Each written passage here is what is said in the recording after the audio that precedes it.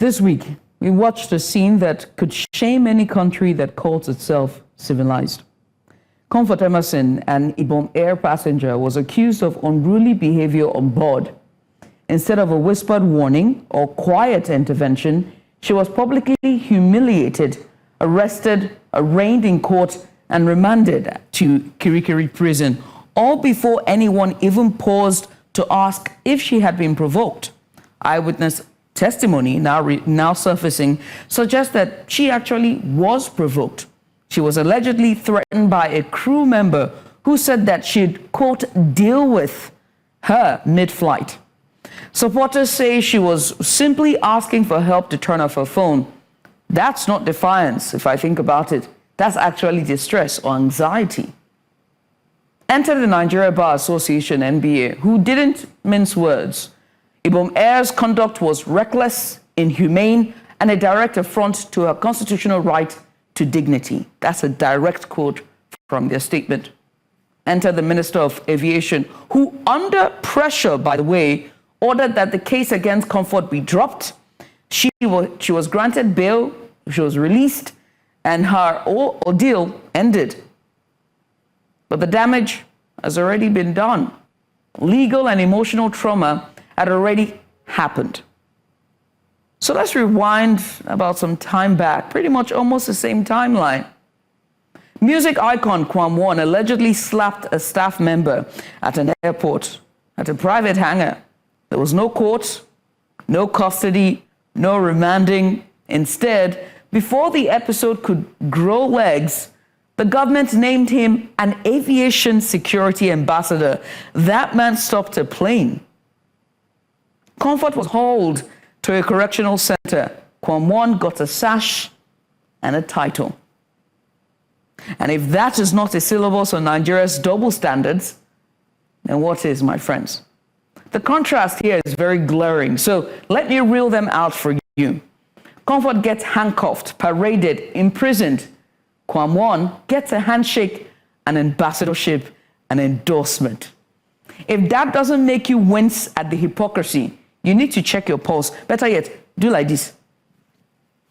So here's the uncomfortable truth about this whole thing.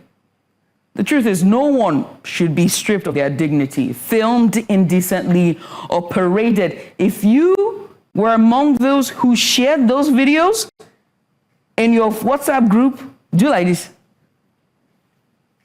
Nobody should be paraded for public humiliation. Even if they lose their temper, even if procedures were breached, nobody should be done that to. Serial killers are afforded their dignity. Let's just be clear. That's why due process do exist. That's why duty of care exists. And that's why the NBA's stance matters. No Nigerian man or woman or celebrity or child should be subjected to public degradation.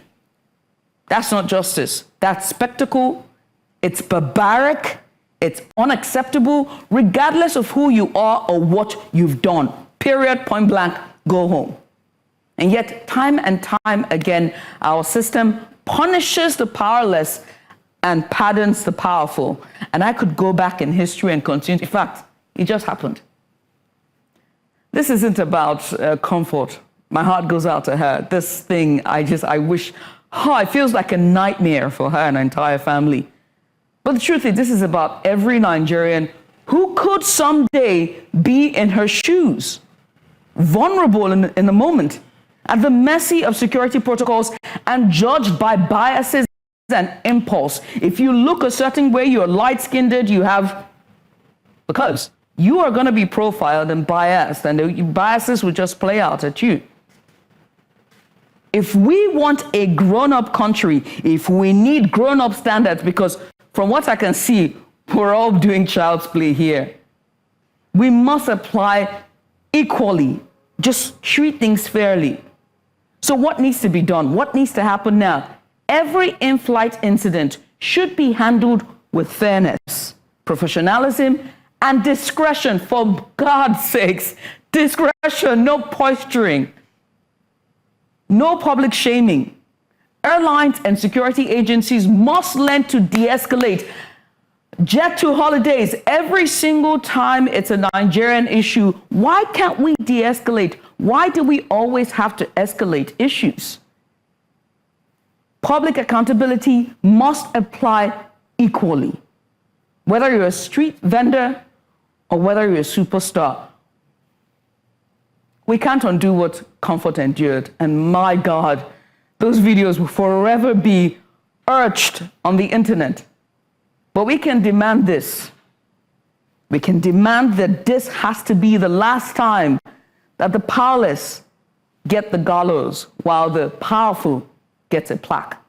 Because a nation that normalizes humiliation for some and handshakes for others isn't safe for anyone in the long run. And if we keep tolerating it, the next headline wouldn't be about Comfort. It would be about us. Comfort's life was disrupted, her dignity questioned. Kwam walks forward with an applause. That is not balance. Neither is it justice. So if we don't fix this now, if we all only teach, if we don't do what we're supposed to do right, we're teaching another generation that power protects you and pain, vulnerability, punishes you. And in that lesson, we all lose.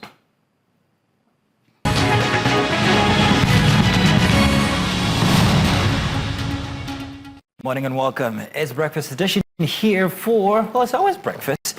Breakfast Extra. My name is Mazino Appeal. Of course, you've just seen Judith at TV, and you are welcome. It's your weekend companion for the biggest stories, inspiring conversations, and perspectives that matter. Here's what we've got lined up for you today. We begin with the big story. Nigeria's data dilemma, leaks, breaches, and the erosion of trust. We'll be unpacking how over 100,000 data breaches in just 3 months have shaken public confidence, and what can be done to keep your personal information safe. Then, in the big report, we head to the polls. It's by-elections day in parts of Edo, Kano, Anambra, and also beyond. Our correspondents, Amenze, Bazuaye in Edo, and Emmanuel, Bagudu in Kano, will be bringing us live updates from the ground. Next, we shine the spotlight on maternal health in Nigeria, breaking barriers and saving lives. We'll talk with frontline experts about how education, skilled care, and nutrition can transform outcomes for mothers and babies. From there, it's time for Extra Special as we celebrate International Youth Day with the theme Driving Local Change for a Sustainable Future. We'll hear how Delta and Plateau states are empowering their young people to lead the change they want to see. In Perspectives, we take it to the streets to hear from everyday Nigerians on how young people can drive positive change in their communities. And finally, we circle back to the big story again for a heated discussion, just like one you've just heard in our monologue, Comfort Amenze versus Ibom air rage or rights violation. We'll dive into the legal and human rights angles of this case that stirred the nation over the past week. But let me say good morning to Judith. Good morning. Stellar monologue there. I did. Once again, I have a question before going into what I want to say. All right, go ahead. Who was the loser? I'm coming. Nigeria, no? I'm coming. Now, let's take a look at this. I think we need to do a deep dive into the service industry in Nigeria because that's the problem. Whether it's aviation, whether it's the person you're buying your ice creams from, whether it's the person who's booking your hotel or the hotel staff themselves, we have been abused to the extent that we do not know what good service is anymore. And that's exactly what you saw. I like to take it away from everything that happened during the week, over the exposure, over the misconduct by the air staff and all of that. Or rather, no, actually, that's what I want to focus on, the misconduct by the air staff. I think people who work in places feel that they have a certain air about them, that I mean, without me, you can't have this service. And that's something that needs to change. In Nigeria, our service is total rubbish. If you've ever been outside the country, especially in places that thrive when it comes to hospitality, you would be amazed how you're treated like a king. And you're like, is this paradise? I don't care about heaven at this point. I want to stay here. And I think that's what we really need to start looking into now. To the question I asked initially, who lost? Kwam didn't lose, neither did Ms. Emerson. Over the past few days, apart from her dignity, she has been rewarded uncountable times. And I'm exaggerating here, but my point is, what exactly are we rewarding? You get me. Rewarded. There is no dignity in labor and in our space, and you make a very fair point in terms of how service delivery is done and the way that people cannot remove their egos without serving the customer and just doing it with dignity. But de-escalation is also an issue that we do not know here in Nigeria, point blank period. We don't know how to de-escalate issues. We don't know how to raise, we just don't know how to do things. Nobody needed to be carted away off a plane. You could go there, restrain her, put plastic cuffs on her and take her down. You don't have to, all of that was unnecessary. And I think that needs to be clear. Also, the gifts that they're showering on her now, let me tell you the gift that she would like. I need you to scrub the internet of that video. That's the gift that will help her. I need you, if you want to help her, okay, go onto the dark webs and scrape the entire thing so that when people go to look for it on their phones, they can't find it. Can you do that for her? That'll be a nice gift. Thank you. It would be, but it's already on people's saved documents. So that's what I'm saying. That when you go and look for it, you cannot find it. But you know what I mean? It's a shame. It's a shame, and so much went unnoticed all through last week while we're all yabbering about this instance. Everything happened under. Nobody took track. It was only until the end of the week that we started remembering, the president is going to Japan. What's he going to Japan for? And all of that. It's incredible. It's interesting. It was a very interesting week. But I bet we have the papers, don't we? Oh, yes, we do. Mistaken. Let's get started, shall we? Yes. We're going to start with the Saturday Tribune this morning. That's going to be the very first. We'll dive into the dailies for this morning. And the very first one we'll pull up for you will be the Saturday Tribune, and it will just be pretty much all of the major stories we're going to be taking this morning will be from the major newspapers in Nigeria. For the Saturday Tribune, now, just to be clear, by-elections are about to kick off across 12 states, and so the big one coming at you there is by-elections. ADC, APC, PDP chieftains test strength as polls hold in 12 states. IGP orders watertight security. You can find that story on page 3. Now, you want to stay tuned because we will be bringing you all the live updates with our correspondent just scattered across Nigeria. We do know that our correspondent Victor Mbadike will be in Ibadan as well for the by-elections coverage. At the top there, sees local government allocations. Osun Obas broke, can't pay salaries. That story is on page 4. Interesting times.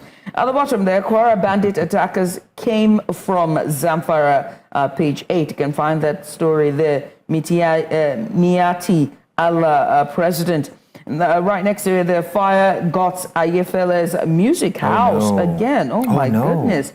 Page 7. You can find that story on page 7 of the Saturday It's a stroke of Tribune. bad luck. Didn't he have his radio station demolished at the time? Yeah. Now fire. It was again, oh gosh. And then at the bottom there, woman tells Ibadan court, I worked hard abroad in order to pay house rent, even though my husband is alive.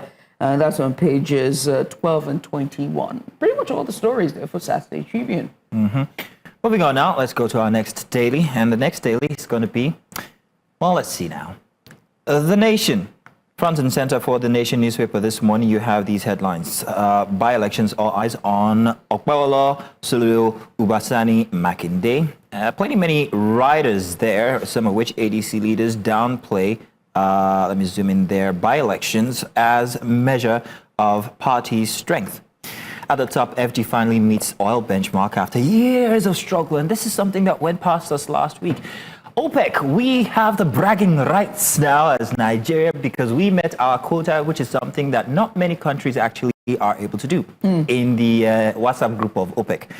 Nigeria can boast now, but it doesn't mean that we are all good because if we continue to meet our quota, then we're making everybody else look bad.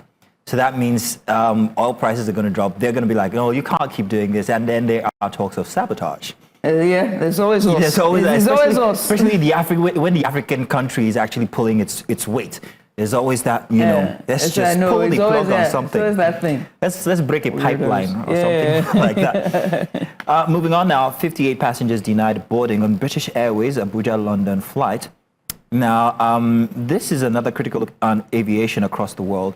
Only just a couple of days ago, I think it was a British pilot who left the door open so his family could see him operate the instruments inside of the plane. He was suspended But in Nigeria, we are rewarding people who are terrorizing pilots by standing on tarmacs with sashes, awards, and ambassadorships. It's a country you can't script. There's more. Jimoh Ibrahim to Commonwealth Parliament. Nigeria set to focus on free education bill for people with disabilities. Woohoo! Fuluke Daramola, my mom is only reason I'm still married. And finally, how I found husband and children. No, not because of love. My mom. How I found a fortune in roots herbs. 31-year-old serial entrepreneur. As a botanist myself, I will tell you that if this doesn't work out, I'm definitely going into the bush. Interesting. The next one I'm going to pull up is The Guardian, the Weekend Guardian. That's the last one we take for this morning. How global cannabis boom fuels illicit drug use in West Africa. That story is on page 4. Now, this is a very important story, I would say, and I think that all eyes need to be on this side of the globe when it comes to the proliferation of illicit drugs and just how this is. Now, America is dealing with fentanyl abuse and fentanyl deaths, and we've seen, just how is it really, or is Trump blowing it out of proportion? No, it's really okay. As far back as the 80s, it started. Now, the funny thing is, and there's also the opioid wars as well. The funny thing is, did you see the trend that was on Twitter? Which one? On X, about a young man who was saying that he used to smoke marijuana, and then he stopped, and he did a side-by-side comparison. What was interesting was how people were boldly, now I don't know if they're in Nigeria, but they were boldly replying his messages with their own pictures. Oh, pictures of before and after. And saying, it's you. You're smoking the wrong strain. Oh, no. Oh. So it's glorified. Okay, I get you now. We need to, look, everyone, cut the cameras. Get on the streets with your uniforms and start working. Because I don't know. I was shocked, appalled, confused, flabbergasted, astounded. I was like, what? I got a thesaurus here if you need another word.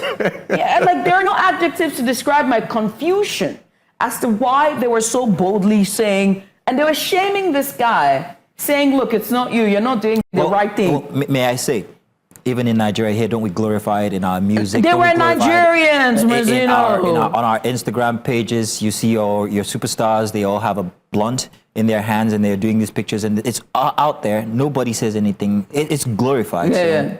It's the world. It is the world. And well, very quickly as we wrap up, just to wrap up the front page here for The Guardian. After that, the terrorist attack. Federal government flays Canada over court's designation of political parties. That story is on page 3. How dare they? Do we have time to talk about this? How dare they? How dare they call the APC and the PDP, but the APC a terrorist organization when the president of the sovereign nation of Nigeria is actually from the APC? How dare you, Canada Federal Court? This is Do you know what they say about the Republicans as well? The Republican Party. What do they say about that? It's a shame because this has far-reaching implications. Right. When you have a president inside of the group you're calling a terrorist group, that's ridiculous.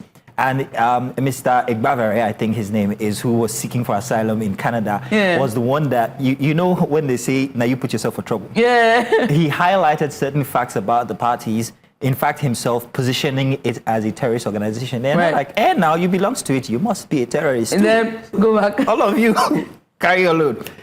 Interesting week we had. A lot went under the table. So much went under the table. So much. Then Tinubu's policy reforms prevented economy from collapsing, says Don. You can find that on page 53. A time for our one-sided stories. That story is on page on the back page of the Guardian Weekend. A special feature here on health, which we're going to be discussing as well, is why the rise of post-delivery health complications must be tamed. The GRV there, street renaming controversy, a smokescreen to distract from governance issues. I say here. For on page 2 here, NDLEA, Greek ministry partner on alternatives to cannabis farming, rehabilitation of illicit drug users. By elections, police announced movement restrictions in Kaduna, Anambra, Ogun, Ondo. That story is on page 52. Pretty much all the stories you can take for today. All right. What a wonderful week it's been for all the news. It has indeed. I will say to everybody who's about to follow us on this journey, let's tell you what happened, what you missed, because trust me, you missed a lot. Let's get started. Do stay tuned. We'll be heading into our first big story in about a minute.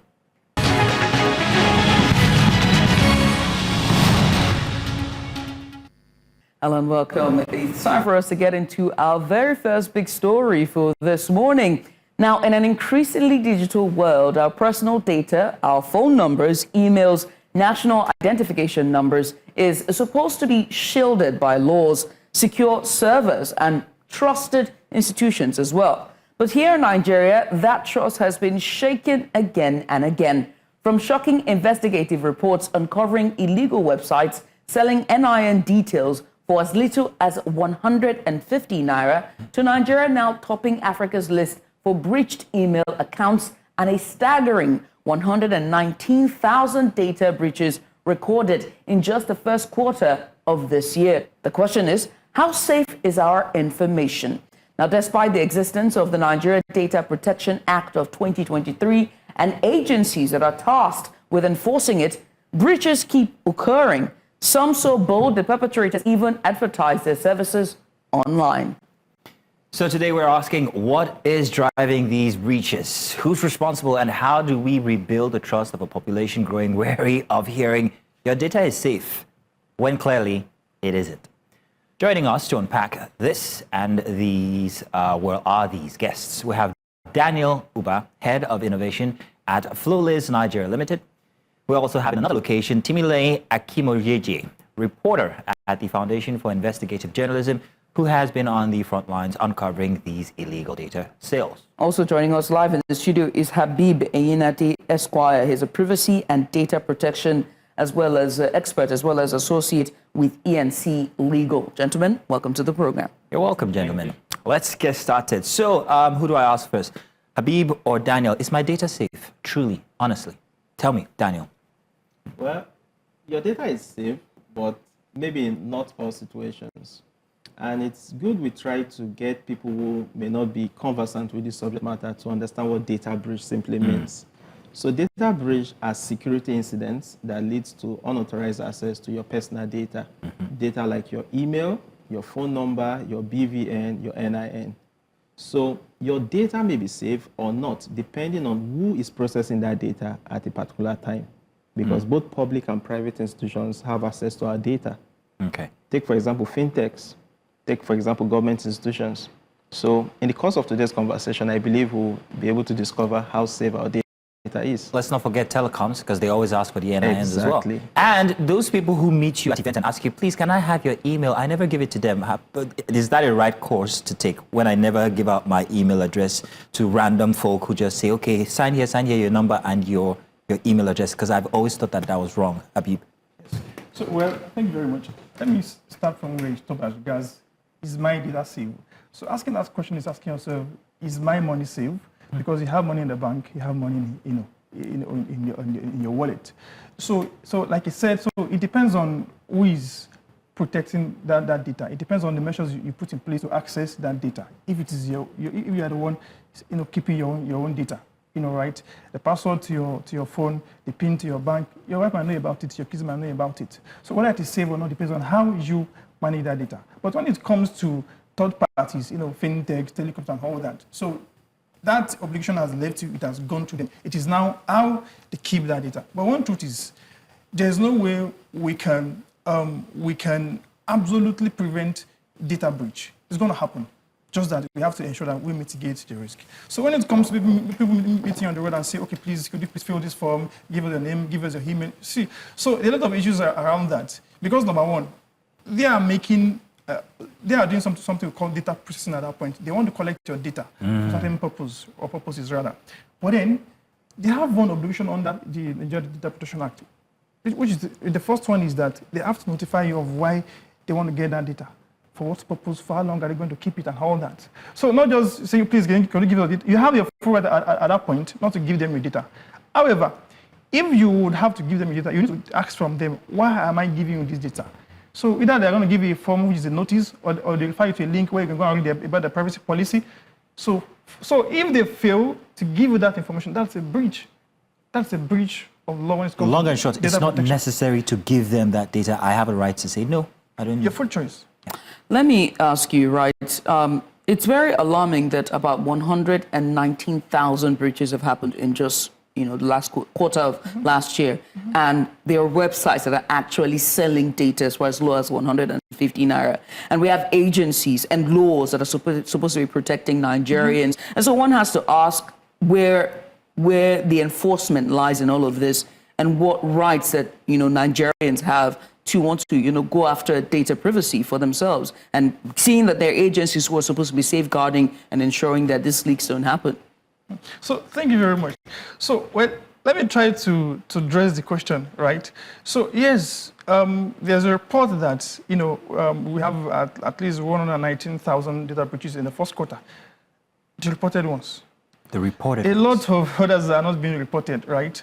So it's unfortunate. It's unfortunate. We might think that, okay, 119 is just too much. In advanced countries, in fact, Nigeria I think we are on the 34th of the ladder when it comes to countries that have experienced, the number of data breaches in the world. US is the head, like over 60 million data breach every year, right? So it's not as if, having data breach is really a bad thing. But then we mustn't sleep, close our eyes, and allow our data to be sold. So the truth is, the way we have black market for oil, the way we have black market for drugs, the same way we have black market for personal data, because data is money.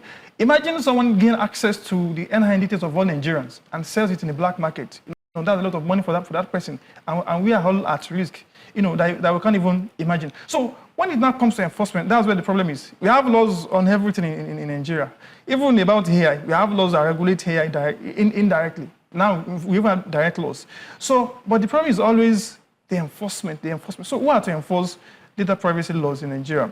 Well, the principal agency is the Nigeria Data Protection Commission, but then it's not the only one. CBN2 also has, certain obligations when it comes to enforcement. FCCPC, that's the Consumer Protection Commission, also have right to enforce. And well, if I want to be fair, I think they are trying their best. Like recently, Facebook was fined $220 million or thereabouts.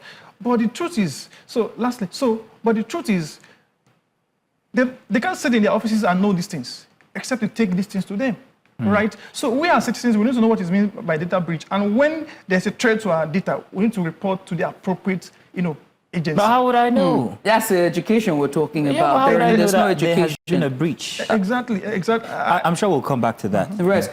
Very quickly, we've been informed that Timileyin joins us now. Timileyin is a journalist, a reporter with FIJ, which is the Foundation for Investigative Journalism. Timileyin, you have been at the front line covering, this data breach, and you also reported of a website that was selling, just illicit selling our data on the black market. Talk to me about your findings and just how dire is the situation. All right, thank you. Good morning. So the issue is kind of widespread. We've been documenting instances of data breaches on the black markets since as far back as 2023. And I think that was when the NDPA, the act that regulates data management, so data processing, was signed into legislation. So, of course, the entire thing is still in the nascent state in Nigeria. But regardless, there've been quite a number of websites, pages where you can buy these things at almost nothing price in Nigeria. In 2023, FIG documented Express Verify. On Express Verify, which as low as 250 naira, you can buy data of Nigerians. Again, in 2023, NIN prints, NIMC Verify. And the thing these websites do is to mooch off the vulnerabilities or the issues with data management of the data processors that are government agencies. So there are quite a number of them, they are quite rampant, and data is actually very cheap. So there is the part where the database, we cannot even guarantee the safety or the security of our national database. And there's the part where, of course, these agencies are mandated to give out or provide data to the relevant organizations, telecos, banks, and all of that. So there's that lapse in regulation, there's that lapse in enforcement where we know that we have a database. We know that our data gets to some people, but we are not sure of the extent of regulation. Okay, where is this breach coming from? Is this from the NIMC? Is this from the private institutions? Is it from government institutions? As to the websites that are selling data, some of them get this data from individuals that are licensed by the NIMC. Some of them use the API that the NIMC provides to the third party. So the question, it begs the question, who exactly is responsible? Where in that pipeline is our data leaking? Or why is our data leaking in the first place? And then it boils down back to the regulatory agency, like how far or how strong is your regulation? There are laws, there are fines, there are penalties, but how robust is the implementation of the regulation? Now, Timileyin, I have a question for you. I'm also going to note, Daniel, that I have this question might extend into his. But Timileyin, from your findings, what do you discover that most of these data that are acquired by or that are sold, what are they being used for exactly? Great. So there's the part where your data is supposed to be private, and there are a lot of implications, possible implications for data breach. So originally, or on the surface, our findings only show that, okay, you can get this person's data off this website at very cheap price. Now, I'm going to list out a couple of implications now. There is impersonation. There is, in 2022 or 2023, a court in Nigeria prosecuted, I'm not going to give specifics now, I can't remember the names, so prosecuted an individual because his name, his identity was used to perpetrate a fraud. So you find instances like that a lot. You find when the police wants to trace criminal activities, what they would need is your data. So if my data is easily accessible on the black market, anybody could impersonate me, anybody could use my name, anybody could use my identity, anybody could have my address. For journalists, for journalists and human rights defenders, if my data is easily accessible on the black market, because when you register with the NIMC, when you have your NIN, you have your address, you have your date of birth, you have all of those things. If my data is easily accessible on the black market, then I'm not safe. Anybody could look for me as an investigator. That's one of the risks I am predisposed to. Anybody could look for me. Anybody could come to my house to attack me, to do any sort of thing, because my address is simply on sale at the black market. So those are some of the implications. Impersonation is a thing. Security, you're not even safe. Digital security, your email address, your name, your signature, your address, all of these things give fraudsters an extra level of advantage if they want to access your money, if they want to wipe your money. Well, you see a lot of these cases. FIG reports quite a number of social justice cases where you have people, I got 300,000 naira deductions from my account. I got 200,000 naira deductions from my account. I don't know, I did not authorize this. But of course, somebody that has your phone number, that has your email address, your signature, just needs a little bit of street smarts to access your money or to wipe your data or to move your money from one place to the other. So those are some of the implications of data breaches on these black market websites. Okay. Well, thank you very much, Timileyin. Let me come in here with Mr. Uba now. It's very obvious that whether we like it or not, if we stop data circulation, we are going to impact innovation, whether we like it or not. Even our Instagram gathers data. So it's not just us giving it to the banks or financial institutions, or, each time you go on your website, on your apps, or you're downloading an app, they're asking you for some of these data. So when it comes to the Nigerian instance, the Nigerian financial institutions or institutions generally, what exactly are the vulnerable spots that you've noticed that inside of this management or security handling, thank you, of data? Thanks. So one thing we should understand is some of the reasons why these data breach are successful is because Nigeria lacks data sovereignty. Majority of our database are not within our control. Data are stored outside Nigeria because we use cloud solutions. And these cloud solutions are also subject to other privacy laws, which the NDPC may not be able to enforce. So we need to understand that Nigeria has to take data sovereignty seriously, not also leaving out the fact that aside the financial sector, every other sector from MDAs to healthcare still run legacy solutions, which are prone to vulnerabilities. It means that some of the solutions they are running reached their end of life and are no longer supported by the vendors who provide the solutions. So Nigerians must understand that using applications that are not supported by vendors poses risk to the ecosystem. Though the financial sector has been driving innovation and most of their systems are not within that record of being the end of life data. However, we also need to look at the fact that many organizations, when they launch their mobile app, they don't do vulnerability assessment, they don't do data privacy impact assessment. So this poses risk to users of their platform. So if we can reduce some of these instances that leads to vulnerabilities, I believe Nigeria will be well positioned to protect the digital assets of Nigerians and foreigners who also are privileged to have their data processed by Nigerian entities. Daniel, you are the head of innovation at Flowleaks Nigeria yes. Limited. And so I have to ask you about private sector coming in. Can they play in this field in terms of data privacy?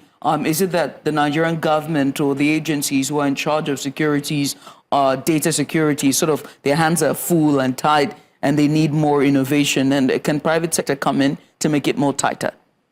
Globally, business is being driven by the private sector. Right. So, and they've been in this sector making innovation.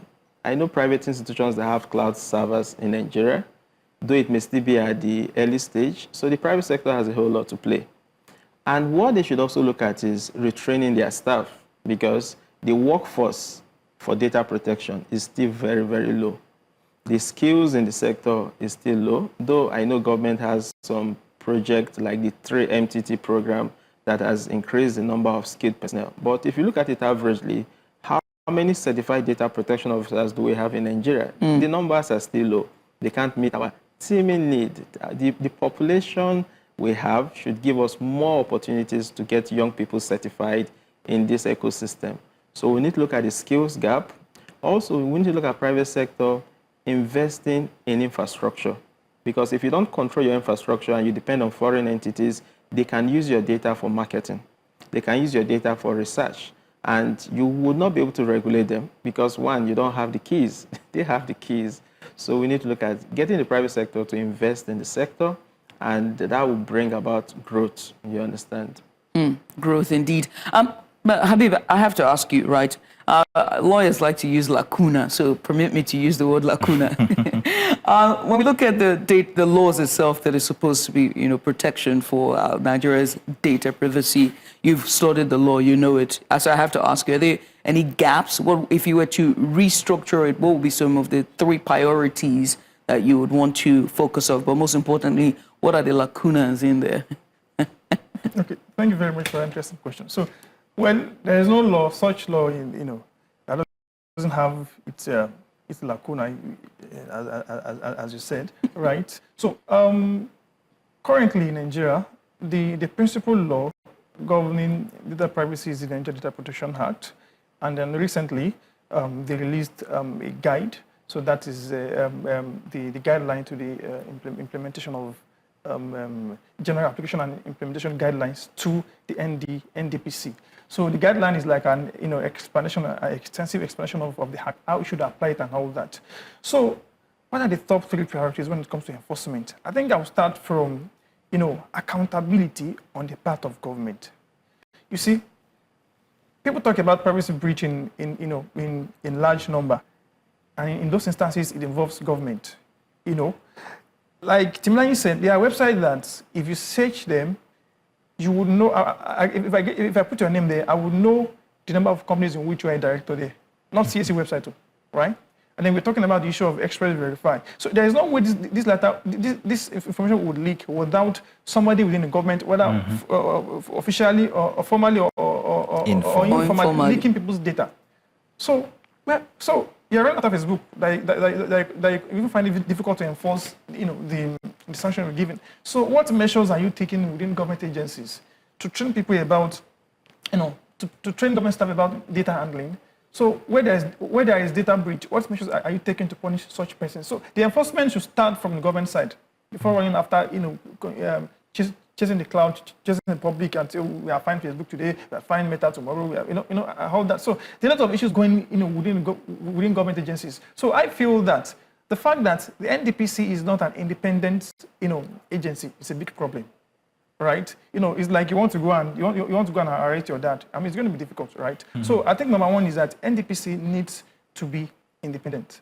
So number two is that, so recently we have what we call the cloud computing policy of Nigeria. So I mean, it's a very ambitious policy that talks about, okay, what are it categorizes, data in Nigeria into four. So some data, so I can't exactly recall, the particular categorization. I think paragraph now there about talks about the categorization. Talks about data that must be stored in Nigeria, data that must be stored on site, and data that may be stored maybe outside Nigeria. But the truth is, where is the infrastructure? Right?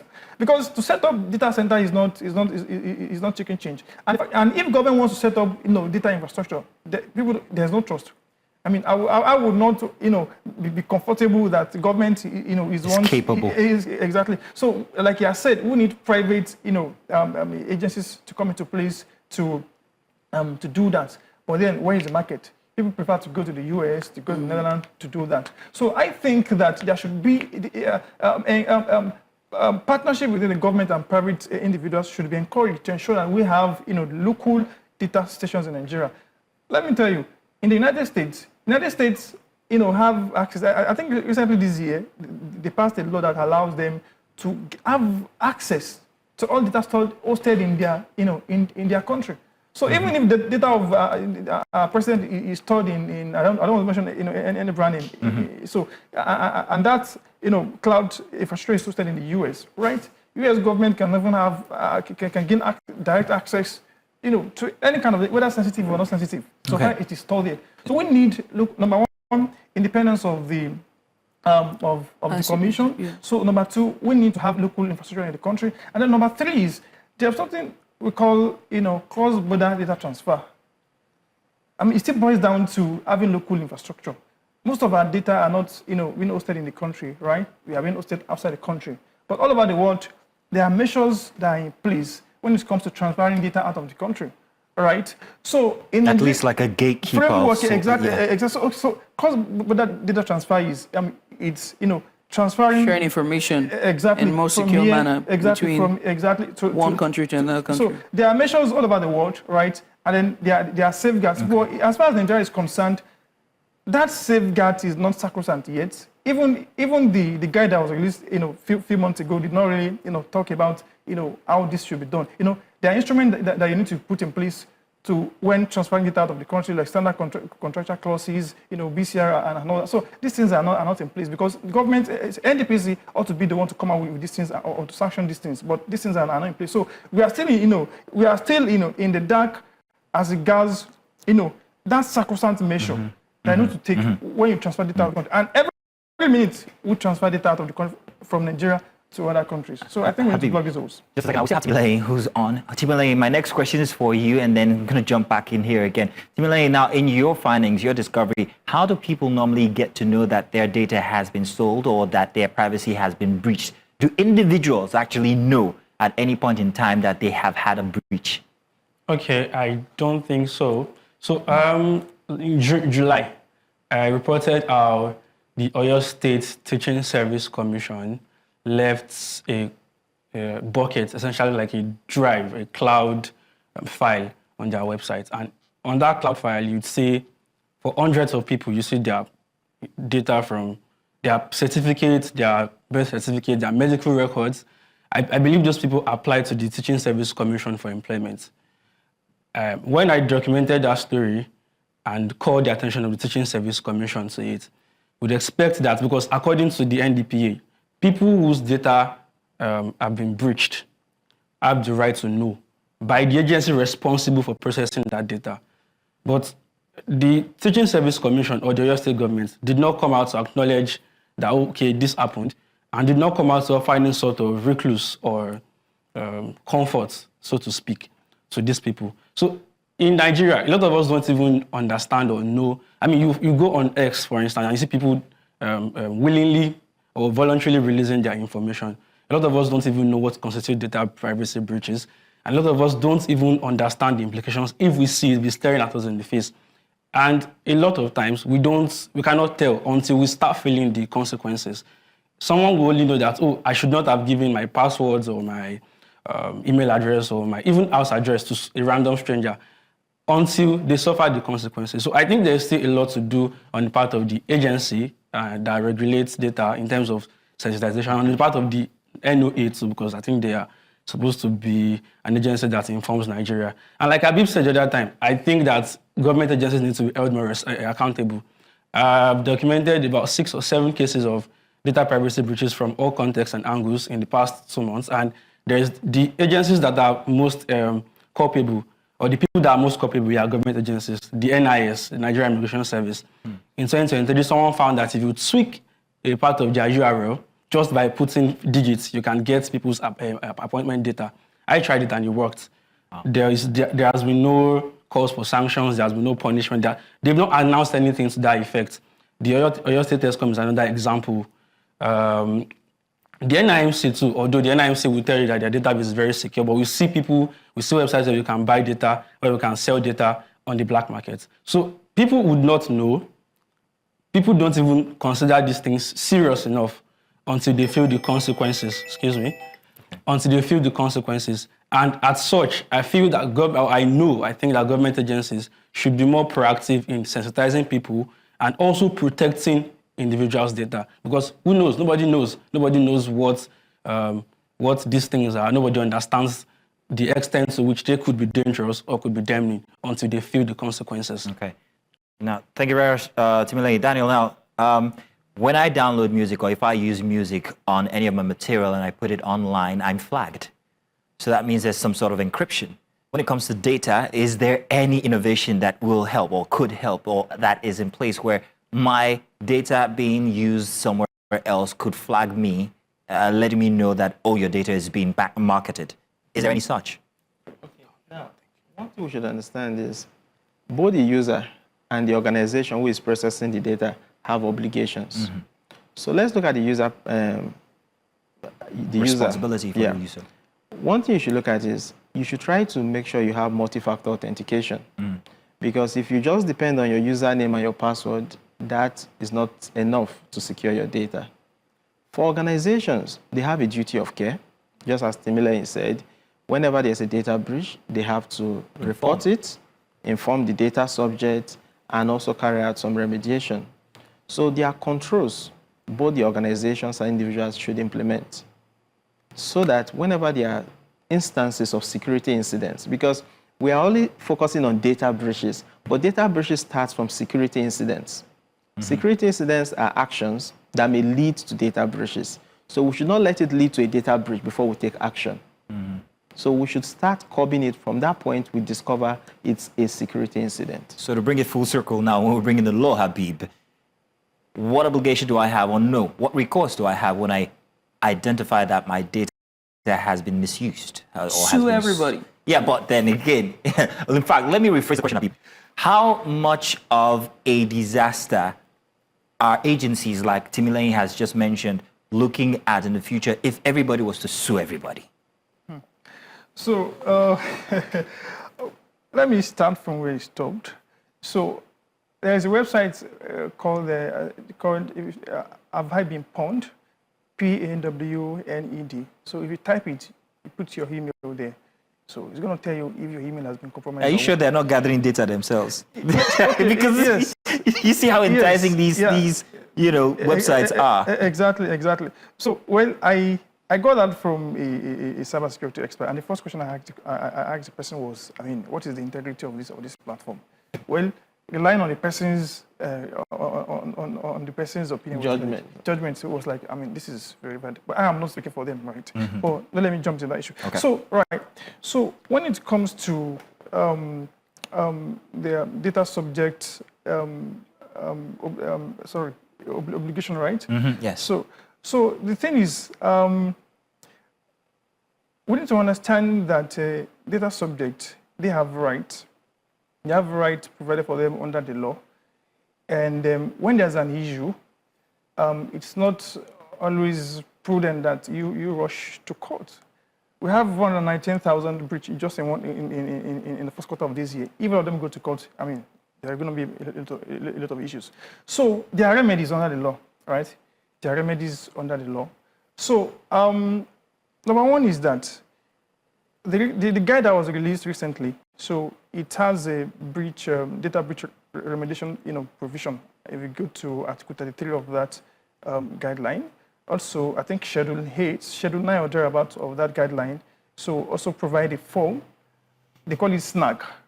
So I can't remember the form of that SNAG. So it's about grievance notice form that you fill, and then you report data breach to NDPC. But then I would like to take it from the beginning of, let's say there's an incidence of data breach within an organization. Actually, the law does not say that whenever there's a data breach, you must inform the data subject. So this is how it works. Whenever there's a data breach, you only have the obligation as an entity to report that data breach to NDPC within 72 hours. If that data breach is likely going to affect the freedom and right of the people involved. So, and we are talking about data breach. What does it even mean? It means when there is when the confidentiality, the integrity and accuracy of someone's data is under threat. This is when we talk about, we call it the breach tried, right? So it's possible that you can have a breach that might not really affect people's rights, right? So let's say you have a record of all the employees who have worked there, and that record got burnt. That's a breach, actually. But if it gets burnt, yes, that's a breach, but it's destroyed. Yes, because the reason is that data subjects have right to make requests for data you are storing. So let's say I'm trying to get a record of myself or my employment, the credit I got here, and I made the request. Give me this data, and I say, oh, sorry, it got burnt.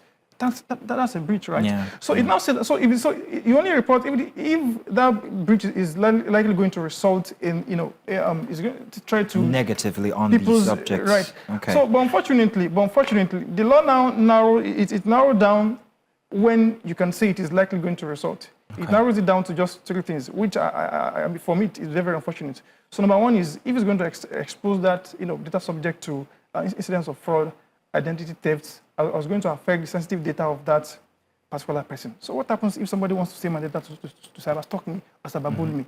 So that's very, very big lacuna in the law. So, however, the funny thing now is that the law does not say you should even, tell the data subject of the breach. It's only said that if it's likely going to lead to high risk, like if there's high risk, like I said now, that's a very high risk, breach. Yeah. In that instance, you have the obligation to report. Unfortunately, we will have to round up the conversation here, but it's very obvious that there is so much reform that needs to go into the process of securing data, whether with entities or individuals, or even responsibility for the individuals who are giving out their data, like myself and yourself who's watching.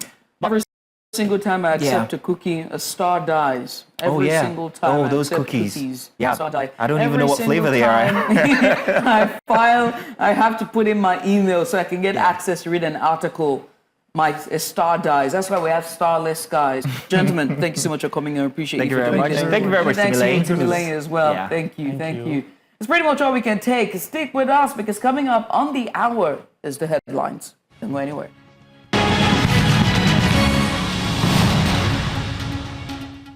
Good morning. Let's bring you the breakfast headlines here on Breakfast Extra. I am Judith, the TV. Polls have opened across Nigeria as voters head to the ballot for the 2025 by-elections. These elections aim to fill several vacant seats in both the National Assembly and various state houses of assembly following court rulings, resignations, and the deaths of sitting lawmakers. The Independent National Electoral Commission says polling units opened at 8:30 a.m. with voting expected to close by 2:30 p.m.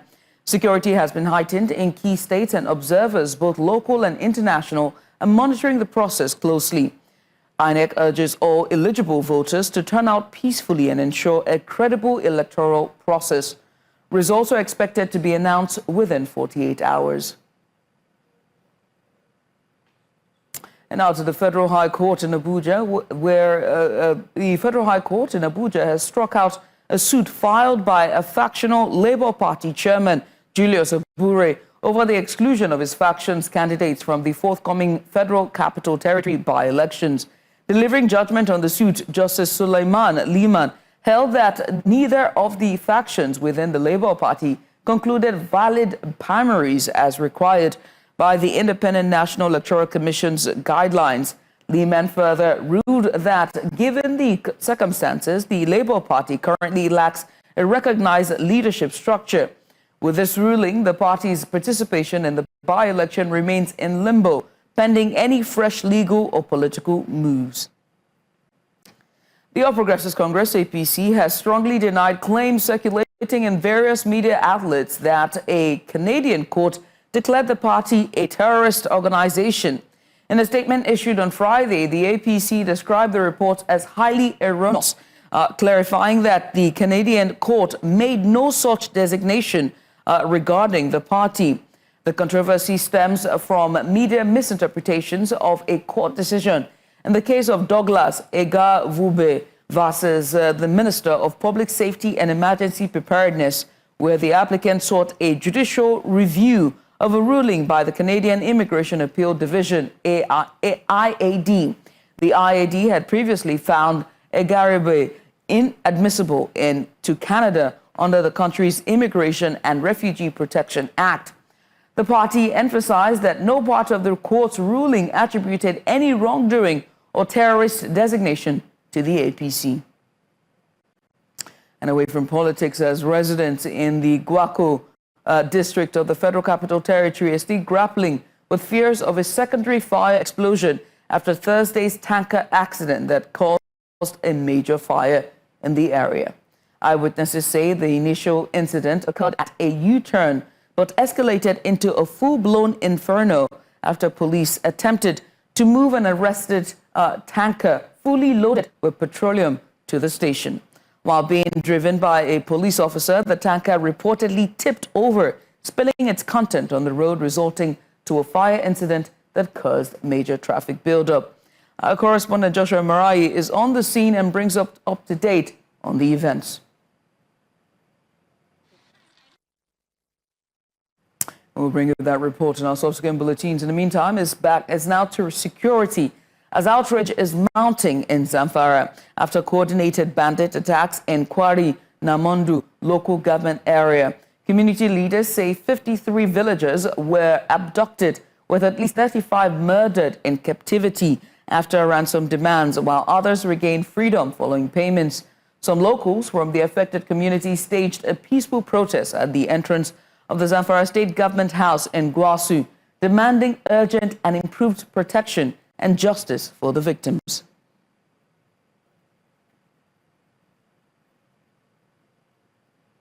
The Federal Capital Territory Administration has intensified its citywide sanitization exercise, targeting areas identified as notorious dark spots for criminal activities. Now, during a joint security and environmental enforcement operation at Cashew Colony within the Apo resettlement area of Abuja, FCTA officials described the move as a total clearance operation prompted by intelligence reports linking the area to violent crimes, including recent killings. There are credible and verifiable security and intelligence reports about these locations. Instances where that some people were even killed around this place. So for the fact that this place was identified as a dark spot is enough for this exercise to continue. So that's why we're here. And we make sure that we clear this place once and for all. Unlike before that, we just come and push the shanties. This time around, we are going to remove everything and even fence the place. My advice is for them to go and look for a decent accommodation within the resettlement town or somewhere else within the federal capital city. When people also talk about the cashew tree as economic value, having economic value, you will look at it. Are you considering economic value against insecurity, threats to lives and property? Which one comes first? Safety of the resident comes first. because it is someone that is alive that can even enjoy any economic value we are talking about. And that is why the holistic clearance of the cashew tree is going to dissipate completely the use of this place as a converging point for this criminal element that operates within here. President Bola Tinubu has re-emphasized his administration's commitment to promoting made-in-Nigeria goods, this time with a stern directive to all ministers, departments and agencies to follow suit. The Minister of Information and National Orientation, Mohammed Idris, while updating newsmen on the directive by the President, says that the current administration is committed to enforcing the President's executive order mandating all federal MDAs to prioritize made-in-Nigeria goods in their procurement processes. News Central's Bettina Nweli reports. You have more than 300 brand of motorcycle locally produced in Nnewi. In 2023, according to Nigeria's then Minister of Finance, Zainab Ahmed, about 1.4 billion naira was confirmed to be spent on the purchase of luxurious vehicles to help Niger Republic tackle insecurity. In the same year, the Center for Social Justice condemned the nation's legislature for purchasing luxury foreign SUVs for lawmakers in disregard to our local content policies. Earlier this year, in a move to bolster local industries and create sustainable economic growth, an executive order requiring public agencies to significantly reduce their reliance on foreign goods, especially in areas where viable local alternatives exist, was signed. President Bola Tinubu once again has reiterated his commitment to enforcing the order, which mandates all federal MDAs to prioritize Nigerian-made goods and services in their procurement processes. Recall that the Federal Executive Council had earlier approved the Nigeria First policy, where a directive has been given to MDAs to prioritize only made in Nigeria products unless and until the situations where this, of course, is not possible.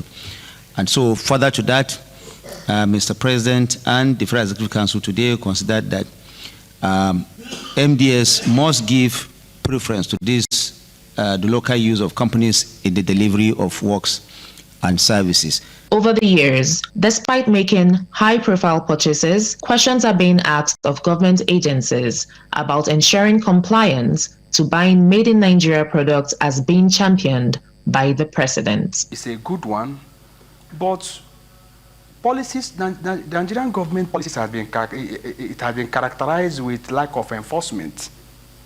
So it's not about stimulating, it's not about formulating. Government are good in formulating policies without the concomitant political will to drive it.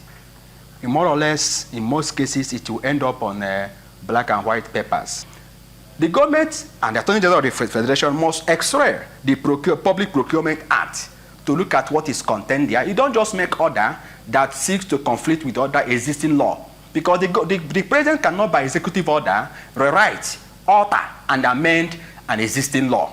So if there's a punishment that's contained in the for MDS and the agencies and ministries that fail to do what the law has provided, if there are punishments contained therein, that should be strictly followed. Policy will not be enough,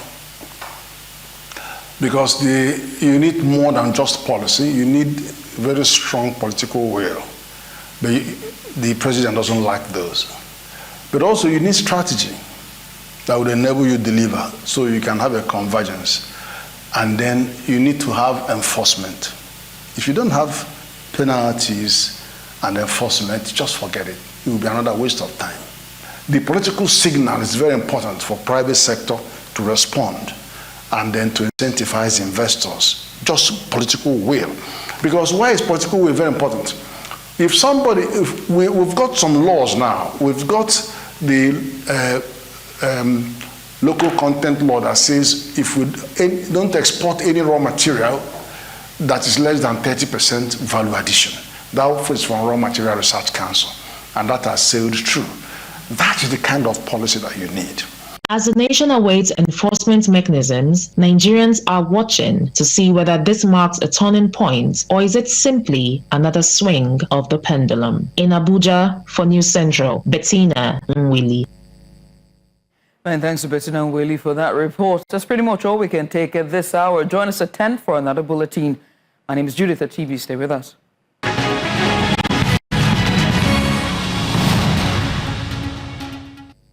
Welcome back. It's inside the 9 o'clock hour, and it's time, well, for another discussion. Now, every 2 minutes, somewhere in the world, a woman dies from causes related to pregnancy and childbirth, and many of those deaths are preventable. In Nigeria, maternal mortality remains one of the highest in the world, despite decades of interventions, policies, and advocacy.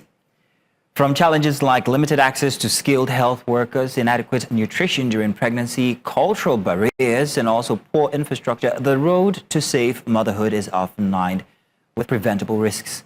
Yet, across the country, there are health professionals, community educators, and policymakers working tirelessly to change that story, breaking barriers, saving lives, and giving mothers and babies a fighting chance. So the question is, how do we make pregnancy and childbirth safer for Nigerian women?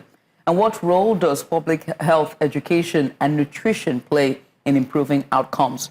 So joining us this morning are two guests. But first, we have one here with us. So let me do the honors and introduce her. She's Rashidat Sanni-Afolabi. She's a nurse and a public health educator. She joins us live here in the studio. Joining us later on will be a state nutrition officer from the Lagos State Ministry of Health. But ma'am, thanks again for joining us. Thank you for having me. Thank you for coming on. Good morning. Thank you. Morning. I must say that I love the attire. So you have worked closely with communities, and you have worked with women at community level. And so you have been on the field and seen the situation. So I'd like for you to just paint, what the experiences are for women and basically the biggest barriers that Nigerian women have had to face, pregnant women, mothers, and expectant mothers. Okay. So basically, for the fact that, as a nurse and by extension a midwife and now a public health practitioner, I work closely with the community members and not just within the facility. And what I've noticed is the fact that there's this barrier when it comes to health literacy. Yes, oftentimes we are very educated in this part of the world, but when it has to do with health information, there's usually that vacuum. There's a misconnect between what the right information are and where do the people get the information. So yes, we have so many information going around the place, what we refer to as infodemics, but because of social media and what have you, but you find out that yes, they are aware, but what exactly are they aware of? So by so doing, you realize that especially those that reside in the underserved communities or the hard-to-reach communities, that we still have problem with health literacy, because you find out that, yes, they know they have to be pregnant, they get pregnant anyhow, and at the end of the day, you just find out that they are not going to the hospital. Even when you bring those services to them, we have activities like community outreaches, in which we conduct from time to time. But some of them will be right there and they will not come to you. So it still boils down to the fact that they do not understand the severity or the risk associated with pregnancy or childbirth. So I think for me, it's still that aspect of health information. And with this, it also predisposes them to be more vulnerable to health challenges, because when they do not have the right information, there's every possibility that they will not do what's expected of them at the right time. So because of that, sometimes they do not even see why they need to empower themselves to want to have other means of income, why they need to eat good food, have good nutrition, and also want to even deliver or even go for antenatal within a hospital setting. Very interesting. You were with us last week. Yeah. And after we finished the show, I have some questions from individuals who are female, who had questions themselves for you, but they thought that was over, and hence you're here this week. So I must ask you now. One of the questions that I had from a party was the fact that in the past, whether you like it or not, traditional midwives did a good job. Yeah. So exactly what's happening with the statistics? Is it that it's growing, that we're having increased cases of child mortality when it comes to childbirth? What has changed? Were the midwives from the past, like Mama Maria in the 1980s, where I was born in Ajigule, she did a fine job, by the way. Judith is shaking her head. Was it a bad practice? Were they unschooled? Were their methods totally wrong? And is there any reflection in how childbirth or child mortality is going on now? Is it worsening, or is it getting any better with orthodox infusion? Okay, with regards to the traditional birth attendants or just that madam we go to and say, oh, she has been doing it, she can do it, she's the one that took my delivery, or she's the one that did for... And even when you are married, you even hear some people say, no, you have to go to that woman. Sometimes they want to refer to them auntie-nurse, but we do not accept them as auntie-nurse. An auxiliary is auxiliary without having the nurse or midwife. But then back then we have what is called domiciliary nursing, or domiciliary midwifery. So the domiciliary midwives were well trained. They are professionally trained, but they work in the communities. So by working in the community, they do not stay in the facility. So by extension, and that's what really makes primary health care what it is, taking healthcare delivery to the doorstep of the people and reassuring them that, yes, you can be fine. So they go to their homes, take care of them, conduct the delivery, and do everything. So it's different from what we have now. We do not really have the domiciliary midwives really so much in practice, especially in this part of the country. We have more of the midwives within the facility. However, after delivery, they still go to do follow-up for these purpose, the pregnant women and those that have delivered postnatal care. But still talking about the delivery and relating what used to be and what we have now. It's rather appalling that despite all efforts put in both from the national and subnational level, we are still where we are in terms of maternal mortality rates. Did it increase or did it decrease? It's still the same. It's still high. At least we have over 500, and you find out that it's not acceptable. And if you were to be fair, compared to developed countries, we are contributing to over 28% or about 28% in terms of maternal mortality for the world. So it's not encouraging. So the question now morphs into what's been done since. If nothing seems to have changed statistically, then who's to blame here? What agency, what government arm, who do we look at and say, okay, here's where the problem is. These are the people not doing their jobs, and how can we make it any better? Okay, I think I'll start from the fact that as individuals, we need to be better informed, especially women. They need to have access to information. I'll continue to reiterate that, because if there are services or facilities where these services are being rendered, but people do not access those services, definitely we'll still be having the same data that is not so encouraging.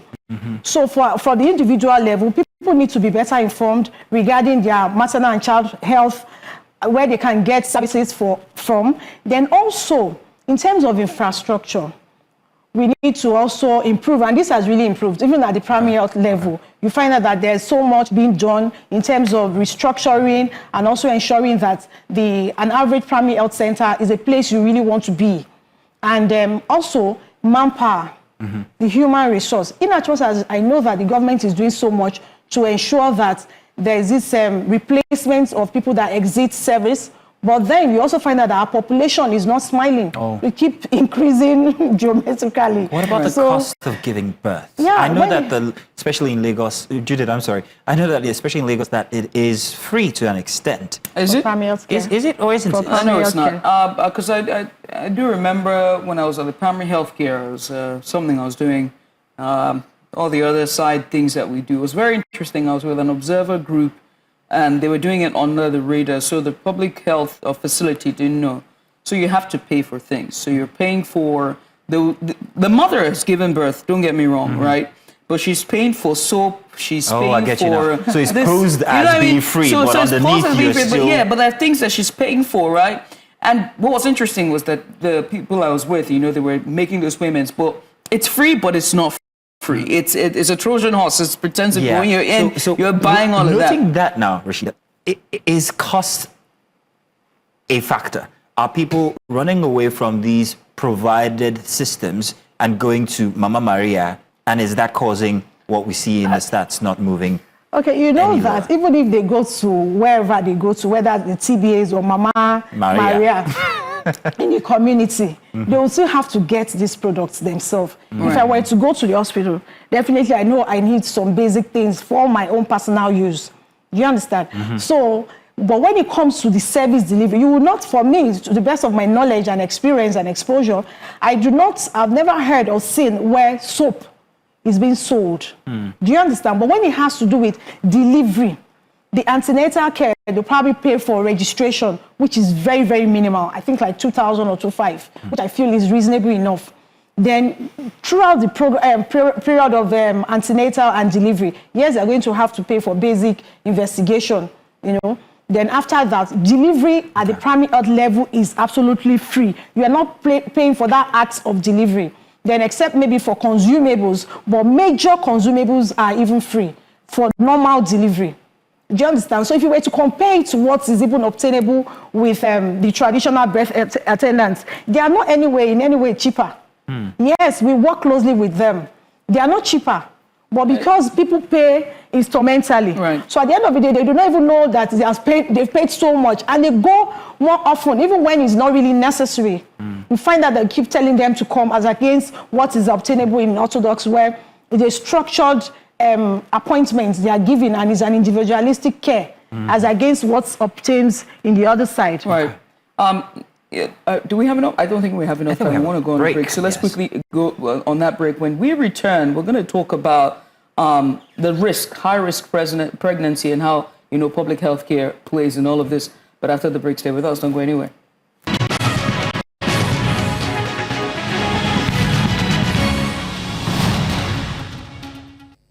Hey, welcome back. We're still having a very interesting conversation here on maternal health crisis in Nigeria. And in the studio here with us, Rashidat Sanni-Afolabi, nurse and public health educator.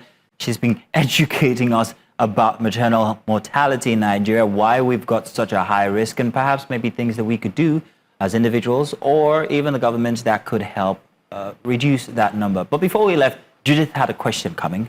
Yeah, so there are two things here that one is to, as a child or as a person who's been affected by maternal mortality, one of the things that has gone under the radar is high-risk pregnancy. So preeclampsia, diabetes during pregnancy, obesity, there's a heart condition. There's so many things that happens, right? And I remember that during the 90s, because of the poverty line or because of the economic indices, a number of people were using home births. But it was also demonized as well. There was a lot of sensitization and saying that you have to go to the hospital to go for pregnant. And I think from there we saw the decline.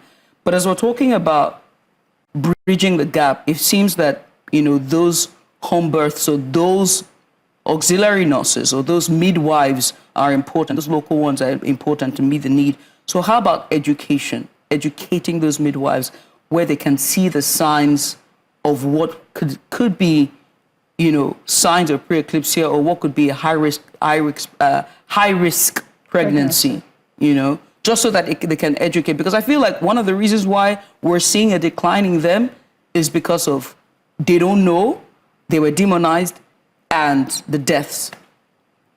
Okay, let me quickly say that for the midwives, they are trained to handle all normal obstetric pregnancy and delivery. So in the process of the training, they obviously have the basic knowledge within knowing the normal and knowing when there's a deviation from normal. I'm also a Nigerian registered midwife. Right. Yes. So you know what the normal is. Yeah, but that's formal. I mean informal. For the informal, those ones are the ones that need more training. Yes. Those are the ones that need to know where their limitations, what their limitations are, and when to seek help. But then, when you're talking about even having to conduct delivery itself, it means that you must be certified to do that. So, but if somebody just wake up, the way we are making use of Mama Maria, she doesn't have any formal level of training. Right. But yes, she conducts delivery. That is a criminal act. One. Oh. Yes. Then that's where we refer to them as what they call auxiliary. Yeah. It's not acceptable. Even in Lagos State, is not in any way acceptable. So that's why we saw the decline. Yes. So now then, for the midwives, like I said, they know where the abnormal is and what the normal is, so they know when to refer. Right. So if you now have a situation where you know what the abnormal is, they refer on time. So the chances of having complication that can even now lead to maternal mortality or even the neonatal mortality will be drastically reduced. Okay. So then for the TBAs, the traditional birth attendants, right, there's a board that regulates them, which is the Traditional Medicine Board. Those are the ones that train people that are traditional, like the practitioners we were talking about. They are trained, still using their own cultural practices, and they also have limitations. Right. They work with the Primary Healthcare Board to ensure that the Primary Healthcare Board, through which is an agency of Lagos State Ministry of Health, they work in collaboration to ensure they do not do what is not expected of them. I don't want to cut you, but I think it's important to just factor in this, right? Because what we're talking about here is filling the gaps. Because you talked about what we have. The issue here is that we don't have either the auxiliary nurses or traditional nurses or those women that we find in our communities, in the underserved communities, going to go and meet the mothers at their doorstep and supporting them. And I say that the reason why that has been in decline is simply because of education, right? So how can we educate them so that that gap can be closed? That's what I'm talking about. Okay, so in terms of educating them, we have to go through using different strategy and depending on the community. The first thing is that I want to look at the context in approaching where, we have these cases in terms of practice is commoner in some areas as against other places. You find out that those that, I'll say the elite communities or those that are well-read or you have social amenities well-established, their behavioral pattern and their health-seeking behavior will be different. It will differ from those that are on the underserved or the urban slums. So in doing that, we are going to have to structure our intervention to be context specific and also having to do like a needs assessment. So you cannot do a community diagnosis that where are the issues? Why are they patronizing these people? Oftentimes they'll tell you, that's how we've been doing it, this, that. Then we now have to educate them and we make use of their community leaders. In all of this, we have to make sure that we have a very good community entry. So we are able to get the buy-in of their community leaders, which does not happen overnight. But because we work closely with this community, the TBAs, like what I said, so those that are trained, they will now be able to, they'll be the one at the forefront. So, and we'll now be able to continue to educate them over time. And we've seen cases where these behavioral changes have improved. Those that were not even making use of the primary health center, we now use them as champions. By the time they start making use of the PHC, when they deliver with us, they are the ones that will take the baby back home and say, this is my baby, and with that, they can help us to advocate, and over time, we have cases like that. Prenatal and postnatal is very important, and they go hand in hand. Prenatal means safe delivery. Postnatal means the mother's care as well, the safety of the mother. But with what we're seeing in terms of our economy and seeing how the urban slums, where we're seeing young pregnancies, there's just so much that is happening, and the mortality rate hasn't changed even from the 80s. I have to ask about how it can be provided for, where either it's subsidized, the importance of it must be resounded, but most importantly, bringing those prenatal and postnatal classes to, I know that with public health, I know a particular neighborhood, I think they do it every Wednesday, and for postnatal, they do it every Monday, I think, right? Okay. You're laughing because it's true.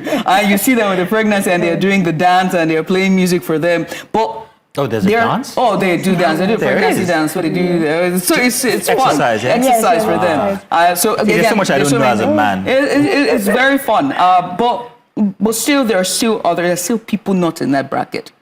So I want us to talk about the gaps and how we can bring more people to the gap. In terms of filling the gaps, like you mentioned, the issue of having more of adolescent pregnancy. Right. And because they're adolescents, you find out that their health-seeking behavior will not be like an adult.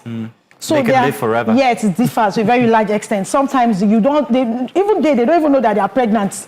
It takes a while before they know they want to either terminate the pregnancy. Yeah, then there's a stigma that goes with being an adolescent and pregnant. Yes. So we have adolescent and youth and adolescent clinics, whereby, and it's very functional in Lagos State, where people can access care. Then even in the PHCs, we've made it in such a way that it's now youth-friendly. Okay. We even have program officers that are assigned to ensure that they attend to the adolescent without having to kind of talk down, stigmatize them or discriminate against them. Right. So by so doing, we are also creating that awareness. Right. Yes, in as much as it is not culturally or socioculturally accepted or a norm, but when we have these outliers where we have children for one reason or the other, some of them might have been exposed to maybe assault and the likes, so you still have to accept them and make them go through that process. So it's very much in place. Right. As we're talking about that, let's also factor in high-risk pregnancy during the prenatal stages. The PHC in particular, we know that the nurses are always the ones who are in charge with educating them, but there's also a doctor that is there. But one thing about pregnant women, they are not patient, and the queue and the crowd every Wednesday at these primary healthcare facilities, sometimes it can be overwhelming. So how can we ensure that high-risk pregnancies do not go undetected and they do not go unattended? Thank you very much. I love that. Firstly, for high-risk pregnancy, how do we categorize high-risk pregnancy? There are quite a number of factors that puts a woman as being high-risk. However, pregnancy itself is more of a provisional diagnosis because anything can happen along the line. But the basic pregnancies, like if maybe she has 2, 3, 4 pregnancies, yes, it's still within the scope of primary health care. But a woman that have had surgery before cannot deliver in a primary health center. And the reason is not far-fetched. Because of the past obstetric surgical history, yes, if she has to go through a trial of labor, it's better done within a secondary or tertiary institution. In case it fails, she can quickly be attended to by having a C-section. How many people know this? This is primary health care. Yeah, that's one. Then secondly, whenever a woman comes to register, I'll give an instance like a woman that is a primate, which we call a primigravida. She's pregnant for the first time. You know, you don't know what her obstetric issue is. Right. In some places, they do not accept them. And the reason is also not factored because you don't know what the possible outcome will be like. So sometimes we encourage them to register in the general hospital.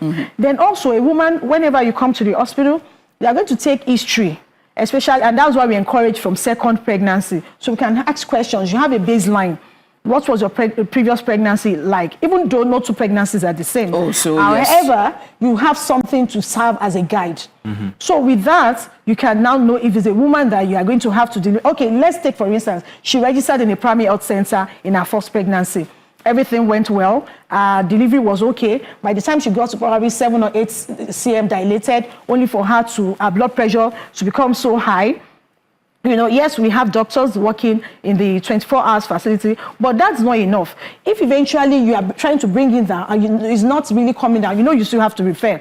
So those are some of the reasons for us wanting them to register in the secondary facility. So if a woman now tells you that history, that when I had it is true I registered in the primary health care, but at such stage during my delivery, my blood pressure was high, my sugar level was high, you know, and I had edema.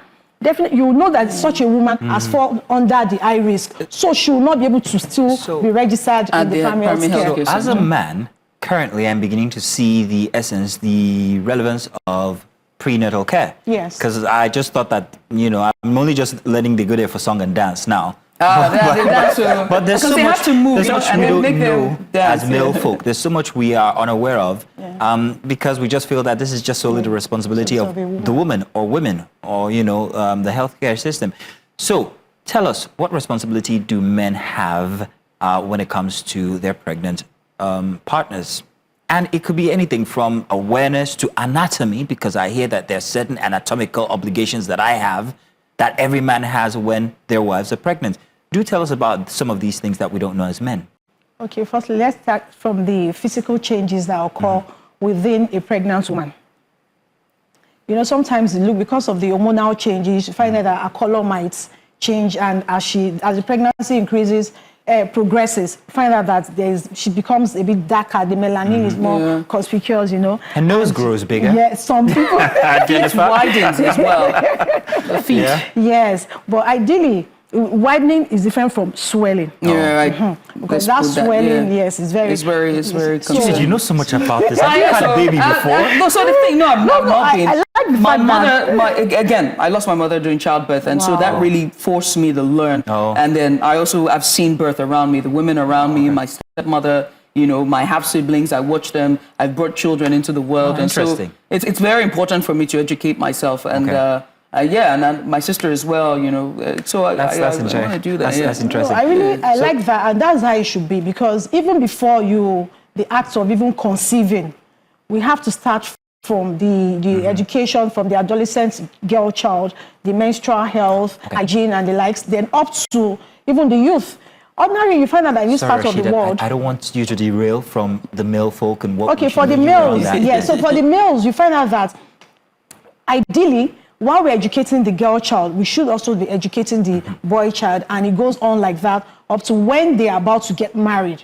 So some of this information should come even during the pre-marital counseling. Yes. So, and it boils down to ensuring that you see pregnancy as is not a one-man show. It's both partners. Yes, it's both partners. And that's where we need to work. Do I need to accompany her to these so that's why we need to meetings? Yes. And what will I learn there? Yes. So when you already know that it's both of us, we encourage male involvement. And that's one of our strategies in which we use to ensure that we want to increase or improve the outcome of maternal health. You find out that a man that supports the spouse, now the wife, in pregnancy, there's likelihood that you have a better outcome. I'll give an instance. We talked about barriers to that are responsible for some of the challenges we face that is still making our maternal mortality indices high. And one of these is the health literacy and also financial constraints, as well as having to empower women to be decision makers. So if we are able to educate the men, they know that this thing, yes, is a natural phenomenon, but nonetheless, it comes with its own risk. And you already know that, these are the physical changes, the hormonal changes are there, and what happens in each trimester. I'll give an instance. If I were to be maybe someone that usually have what we call hyperemesis gravidarum, excessive vomiting in pregnancy, while you probably have a sister or a niece that has gone through a pregnancy with having some of these symptoms or signs, you ordinarily want to wonder, why is my wife so different? Why is it different? But if the man has been educated, if he goes along, he accompanies the wife to the antenatal clinic, he will we have opportunity of listening to the health information and education session. So he can see that, she's not the only one. More empathetic there. Yes, the empathy will now develop. So something I also learned is that each trimester brings its own appetite when it comes to the woman, and I mean sexual appetite or need for sexual interaction. So what obligation does the man have then, and how important is it, if at all, that there be that kind of interaction during pregnancy? A man is a man. We have to get to the point of it. Let's know where it affects us. What's taken away from us, and how we need to, there are also other health concerns as regarding their interaction outside as well, and how it affects the woman and the pregnancy. So men need to know. So do tell us. Really, we can't shy away from the truth and a responsibility. But then it boils down to that empathy and understanding the condition of your wife's pregnancy. So, we've talked about some high-risk pregnancy, and there are some women that they have what we call incompetent cervix, whereby the cervix sometimes can be quite fragile. And if she's had history of miscarriages, let me use the common term, and you want to look at what stage. So such a man would have been educated that at that period is not encouraged to have sexual intercourse, and the likes. And of course, there are other gynecological intervention or obstetric interventions that are being carried out on the woman, like the cervical sacrilege, to ensure that they're bed rest and the likes. They also have some women that they have spotting. When you spot in pregnancy, is not a normal condition. It's not a good sign. Yes, even if it's just a drop, it is advisable that such a woman should report in the hospital. So if the man is already aware, he wants to show that concern and accompany the wife to the hospital So at that point, the doctor is going to explain to them, having done scan and other things, examination, to know what is happening. Is the spotting coming from the placenta? Is it the positioning? Is it what? And other things. So it's really important. But outside the high-risk conditions, there's nothing stopping the husband from having sexual relationship with the wife in pregnancy. It's just that you have to be able to understand what works best for them. I don't know. I bring your children into the world. They're worried about sex. Hang on, wait first. Okay. Leave sex, please. No, but all we've ever heard is that it's good for the woman. No, it's not. Especially during the late trimester. Because I've seen women who can't even stand themselves when they're pregnant. Do you get what I mean? Let alone the touch of another person. You know what I mean? Like they want to take off their clothes, be sitting in front of the fan. You know, a lot of things is, they don't like the food they used to like before. Yeah. There are certain smells they can't stand. Yes, they don't even understand what's happening with their body. They just want their body back. And someone is like, well, it was advised by the doctor. Let me get home. I'm like, ma'am. Anyway, away from that very quickly, because I think this is the education that was very necessary. I think it's very important that we talk about this, and this was raised as well, again, with the work I do on the side, and this is about doulas and those auxiliary nurses and those traditional midwives who would tell the women. I think it's a myth that they would tell, the pregnant women that they need to take hot sometime to wash the baby. It is by far the most bizarre thing that I've ever heard. And know this, that medically it is not even advisable. It's unsafe for an unborn child. But people, in fact, they mix it with the herbs, by the herbs. And there is I don't want to stigmatize, but we know that there's a particular tribe who actually give pregnant women, pregnant mothers, that, whether it's the herbs that they'll put the hot inside, and they'll even give them sachets to open. There's no need to hide it. If you're from Delta States, then you know that this is a common practice. So let's talk about this, right? Just alcohol abuse, fetal alcohol abuse, and how it's been proliferated and being taught to be traditional and beneficial to the child. She shakes her head to start with. The fetal alcoholic syndrome is something that the complication, it's not just restricted to the immediate postnatal period. It transcends far beyond.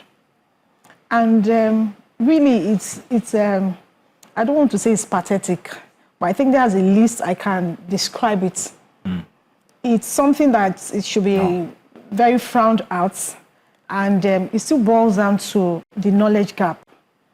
And sometimes you hear these people that practice such say that they want the baby to be smaller so that she won't have to have the issue of maybe cephalopelvic disproportion, that's the size of the baby coming out, and and the likes, or maybe they want to avoid a C-section and the likes. But nonetheless... Wait, so they believe alcohol shrinks the baby? Yes. Because when they wake up, when they come out, the baby will be shaking. It's a shake that the baby has. Oh, wow. Yeah. It's something that when we see such practices, it's advisable we should speak out and go to them, educate them, enlighten them. Yes, it might not change overnight, but I can tell you that by the time they see the implication of their actions, definitely over time will get rid of such practices. Still on that, and to take it further, when it comes developmental for the brain of that baby. Yes. There is that. And then there is the fact that in my tradition, when you want to wean a baby, you take alcohol. I didn't want to say it. Thank God you said it. So how bad is that? Because they say that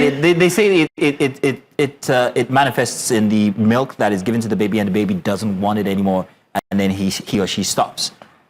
So is this accurate? Is this I'm hearing that for the first time, but so it's good enough that we are talking about this. Right. Those cultural practices are harmful to the health of the babies and even to the mother. We all know that there is practically no medical condition that alcohol consumption does not contribute to. The only good alcohol is no alcohol. Yeah. Those also, you now find out that even if we cannot outrightly say, okay, for those that consume alcohol, stop it, it's not going to work. But at least start reducing.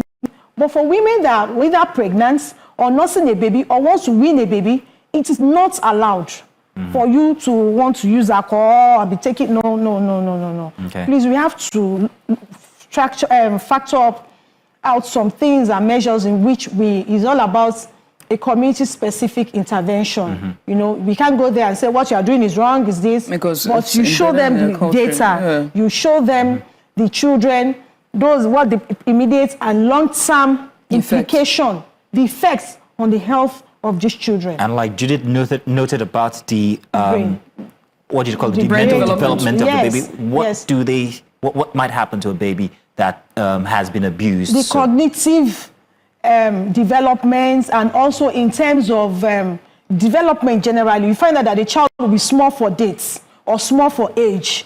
Eventually, you start having other complications that are medical conditions, and they are not something that, some of them are not even treatable. Yeah, so the child ends up living with such conditions. Eventually, we term them. Of course, mortality, we are talking about, yes, the child, then the nutrition. Some of these things will even hinder, it will inhibit the absorption of normal nutrients for the baby.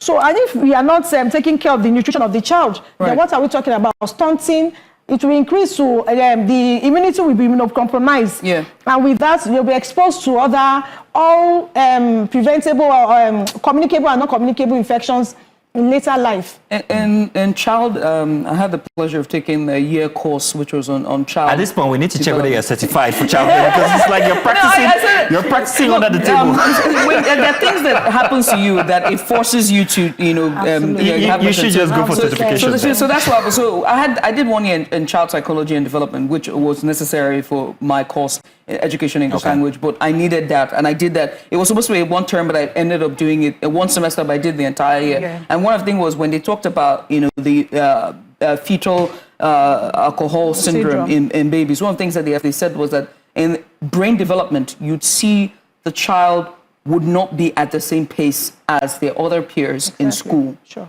It affects the brain. So when she was talking about cognitive development, it also has to do with their learning as well. So I wanted to place that there. Now, go find your research on this, but there's a lot of studies out there, plenty of literature. But lastly, before I let you go, nutrition. Let's talk about nutrition.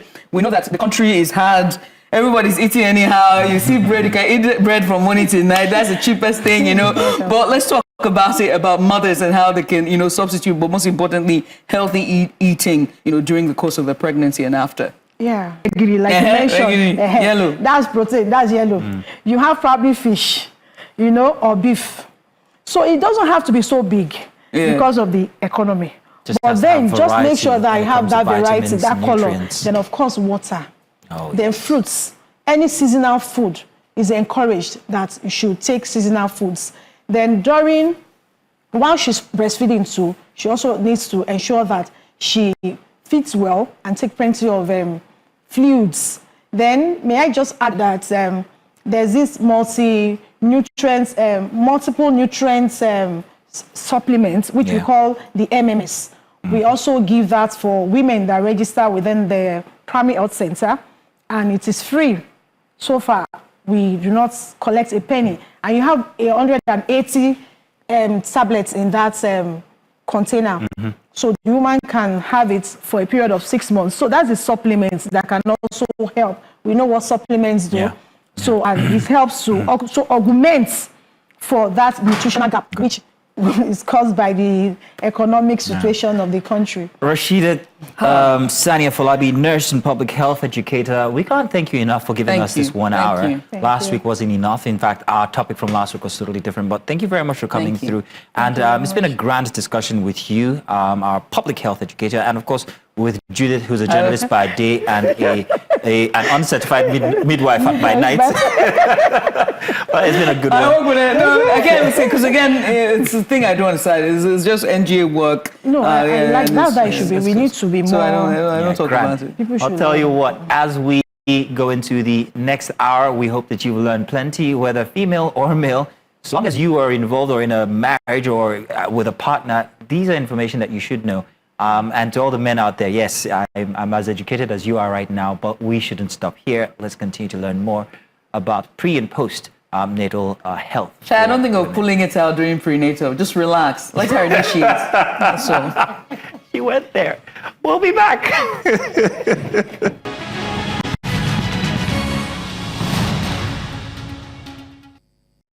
10 o'clock hour here, and it's a decisive weekend for Nigeria's political calendar as voters in select constituencies across the country head to the polls in crucial by-elections. Now, from Edo to Kano, Anambra to Oyo, and several others, the Independent National Electoral Commission has deployed both sensitive and non-sensitive materials, including over 7,700 BVAS machines across 10 states. 16 seats in both the Senate and House of Representatives are up for grabs, setting the stage for what could be a preview of the political battles ahead of 2027 general elections.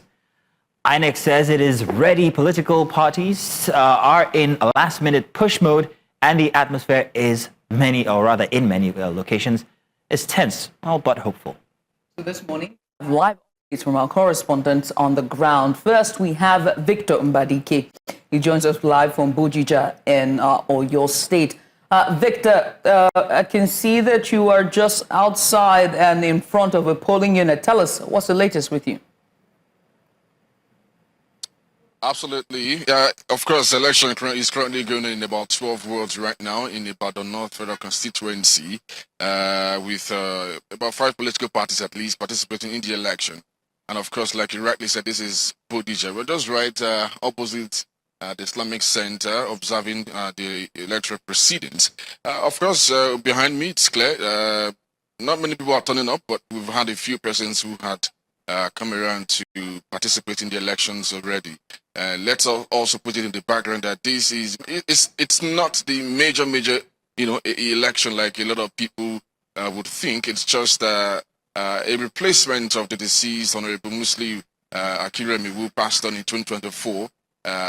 Representing the Bagudu North Federal Constituency, who had actually served 2 terms. So INEC is just trying to replace that vacant seat. So, of course, coming down to this place, you expect that a lot of people will not be outside because there have been restrictions already in Bagudu North, particularly Bagudu North and some other rural and urban areas. But we see that some pocket of persons still straying about doing their stuff with a lot of roadblocks by security agents.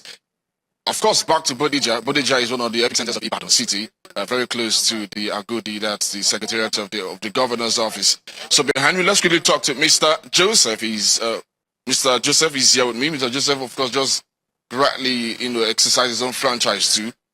He might be speaking Yoruba language, so if you don't mind. Okay, he can also speak in English language, but if I thought he wants to speak English, Yoruba language, we'll try as much as possible to interpret to you. Mr. Joseph is here with me. He just exercised his own franchise. So you should tell us exactly how the exercise was, the process, the challenges, if there are any, and then we'll find out and see how we can go from it. Good morning to you, Mr. Joseph. Good morning. So could you tell us your name and what's the process there so far? My name is Olaya Joseph. I'm a voter, and the process is quite easy. I have voted, and it's not stressful at all. Okay. You just had that. He said the process has not been stressful at all. It's still early days here, to be honest. We can always wait in the next few hours to see if the situation would be maintained in, as smooth as this. Would nobody praise for any serious chaos or disruptions or challenges or whatsoever. But at the moment, this is exactly what it is. So, Mr. Joseph, once again, what do you expect out of these elections? Because we know that over time, there's been a bunch of complaints about issues here and there about elections in the country. What are you expecting? Kudos to the organizer at Independent Electoral Commission. All the complaints that people have been making in the past, I think they have adjusted. Because I've been voting in this particular Independence Square for over 10 years, and I've known a lot of experience. But today it's stress-free, and we are expecting a lot of people to come out. Because normally this area is an elite area.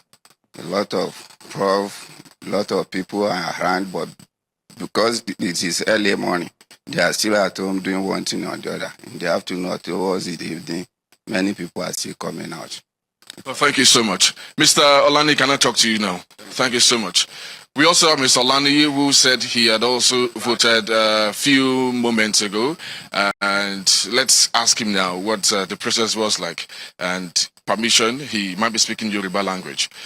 Mr. Olani. But on the process in Shiva so far. Láti dìbò. Èmi ti dìbò ntèmi. So I need láti expect àwọn yòókù wa tó ń bọ̀ láti wá dìbò. So ṣé kò sí any challenge there? kò sí challenge kankan ibi wà peaceful gbogbo ẹ̀ ń lọ ní ìrọ̀wọ́rọ̀sẹ̀. But Adébísìn, a rí pé kò sí many people nígbà yìí. Mi pé ibi tá a wà yìí Bódìjà ni so àwọn alákọ̀wé yẹn ó kù díẹ̀ tó bá ṣe díẹ̀ sí àwọn ẹ̀ máa jáde láti wá dìbò. Bọ́ mi pé àwa tá a jẹ́ olóṣèlú yẹn àwa àti jí débi láti wá dìbò tiwa tó ṣẹlẹ̀ nìyẹn. Okay, so he's saying that you may have noticed that we don't have so many people at this particular polling center, polling center 30, and he's saying that it's because it's an area where the elites usually.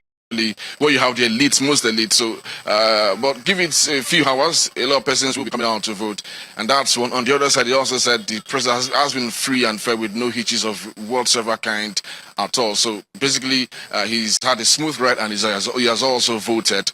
Judith. Many thanks. We appreciate you, Victor. So far, we understand from what we saw behind you there, we saw the use of the BVAS, that's the biometrics verification device there to use to verify one of the voters we saw behind you. And it seems that that's going to be used. Do you also see any glitches in terms of verification so far? Of course, like if you look very closely, it's of course that's one of the INEC provisions for these elections. Nothing has changed, whether it's governorship, whether it's presidential, whether it's local government, whether it's House of Reps or Senate. It still remains the same. BVAS will continue to be used, and so far, voters says they've not experienced any issues of any kind, so they don't have any reason to doubt the credibility of the elections. And we hope that it remains like that, because when such issues come up, it paints a glimpse picture of the electoral process in general. So we do not hope that it turns out the other way around. But so far, the BVAS machines and every other electoral machines used for these elections are currently working to the optimal. Victor, I'm also here. It's not just Judith, just so you know. But Victor, please do tell us now, with the sparse outing that we're seeing, even if it's an elite area, like you have just said, how much awareness was there for the by-elections at Bodija in Oyo State generally? Because many people are saying that there wasn't much. So we want to verify from you how far true that is. If you've spoken to any of the electorates, the voters, regarding the level of awareness put out by INEC, what have they said? Well, do not forget that this election is basically for the Ibadan North local government. It has nothing to do with the entire states of Oyo, so it's more like an isolated election where only some communities would really be interested, or some communities like, Bodija, for instance, will be part of the election. So you don't expect persons who are outside of this community or local government to be part of the elections. However, of course, they've also been informed about the election, but you know how it is, whether it's Ibadan, Lagos, or Enugu, we rarely see people come out, for elections, let alone, a by-election as it is. But you can always expect clusters of persons to come out to exercise a franchise. So it's not a question of whether they were informed or the awareness was low or high. Whether it is high or low, it's immaterial. The locals already know exactly what they want and what they want to do. And that's what we are seeing so far. But like I said, it might still be early days. In the next couple of hours, we might be having many of them coming out. I've seen several times where elections begin at 8 and you don't get to see people, but by 12:01 they all begin to come out. So sometimes they take their time, do whatever they want to do in their houses. Some play football on the streets, and when they feel it is time for them to come out to vote, they all come out to vote. So clearly they all know what is going on. They all understand the importance of this election. They all know what it means to vote in their candidates to replace the deceased Muslim who died last year. So it's not a question of whether they know or they do not know. We've spoken to a few of them, and they already admitted that they will be here to carry out their franchise, although you may have to give them some time. But you really can't force people to come out at any time they want to. After all, the election will still continue up until 3 p.m.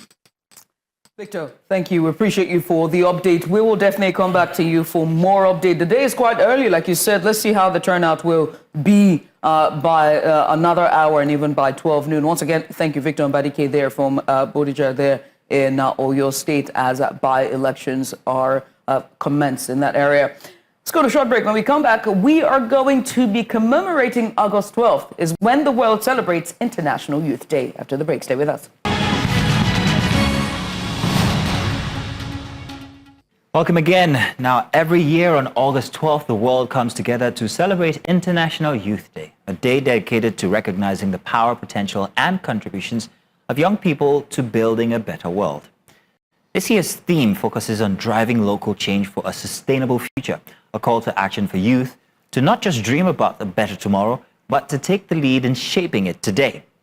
In Nigeria, young people make up the majority of the population, and from entrepreneurship to climate action, sports to community service, they are proving that change often starts at home, within local communities. But the question is, how can we ensure their energy, as well as their creativity and ideas, translate into lasting impact? And what role can state governments play in empowering youth to become true agents of change? So joining us to share their insights and experiences are Dr. Fred Latimo Ogenesibi. He is the Director General of the Delta State Bureau for Communications and Orientation. Joining us from the Middle Belt of Nigeria is the Commissioner for Youth and Sports Development, Plateau State, Musa Ashons. He joins us live as well. Coming on as well as our correspondents, we have from Delta, and that's Austin Azu. He joins us live, as well as Chizoba Anyonwe, who joins us as well from Plateau State, Jos, the capital. Lady and gentlemen, welcome to the program. Thank you for having me. Thank you for coming on. Now let's get started. International Youth Day is a global celebration, but you know, we're spoken about. The question here is about localizing its meaning. So let me start at the government level, and I will start with you, Sir Dr. Ogenesibi. In terms of how do you see Delta State driving youth inclusion for change, especially a state that has such a young population, and how best to change that, to have a sustainable future for its youth? The government here, we've done quite a lot in terms of youth development, from the creative sector to empowerment, and we also have a bureau specifically for job-aware creation. And this bureau is centered essentially on youths to harness their skills and to empower them to ensure that once they are out of school, and these days we hardly had white-collar jobs. Once they are out, the state government takes it off from there, and we kind of give them skills and give them starter packs to start a living. We also have technical schools across the 3 senatorial districts, because we believe strongly that these technical schools, they provide immediate jobs, ready jobs out of school. Once they leave secondary school at that level of technical education, they are able to start something doing. Because right there at the technical level, we are able to make them to learn skills like carpentry, plumbing, and a lot of them. So once they are out, they are ready to face the world, they are ready to make a living, they are ready to be employers of labor as well. And also in terms of sports development, Delta has done quite a lot in sports development. We are hammering on this. We make sure that the State Sports Commission is well equipped now. We recently won also the youth competition in the country. And these are some of the things that we are doing currently to make sure that our youths are well engaged. Also in agriculture, the care programs that we have is also centered on the youths to make sure that they participate actively in our agricultural sector. The agriculture, in the sense of it that most youths, they like poultry business. And this poultry and some other like fishery and poultry, we have been able to encourage them quite enough.